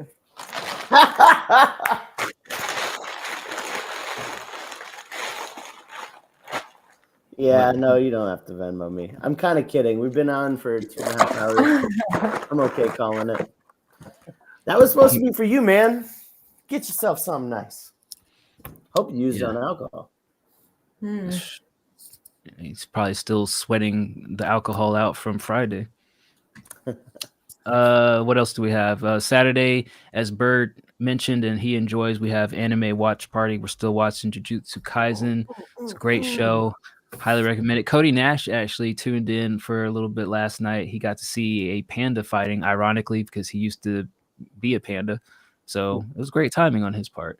And then next Sunday, we'll be back for more of this bullshit, whatever it is that we do here. Any closing thoughts from you guys? Don't put your fucking cart sideways in the aisle. Don't Valid. let Dice ask you about pussy. What? What? Can you repeat that? Don't let Dice ask you about pussy. I was just asking a very general, like, how do you like your vagina question. The Mekamaru Well was last night. Well done with ketchup. Let's rate Soulja Boy. I mean, I know nobody's here, but Soulja Boy is online playing Marvel Spider-Man 2. We like Soulja Boy here, right? Why isn't he playing Superman? Ooh, Superman. That's a good one. Kind of. I mean, that doesn't seem on brand. Just Or we saying. can raid the porn star Adriana Chick. Which one? Yeah, tell her I said what's up. All right, we'll rate her. She's got more viewers anyway. If she All right, go raid Soldier Boy, probably care more. It's too late. I already clicked the raid button on Adriana. So we're gonna raid her. We're gonna get out of here. Until next time, see y'all. Might not want to be y'all. Nah. Oh, she's also playing video games. Yeah, she plays.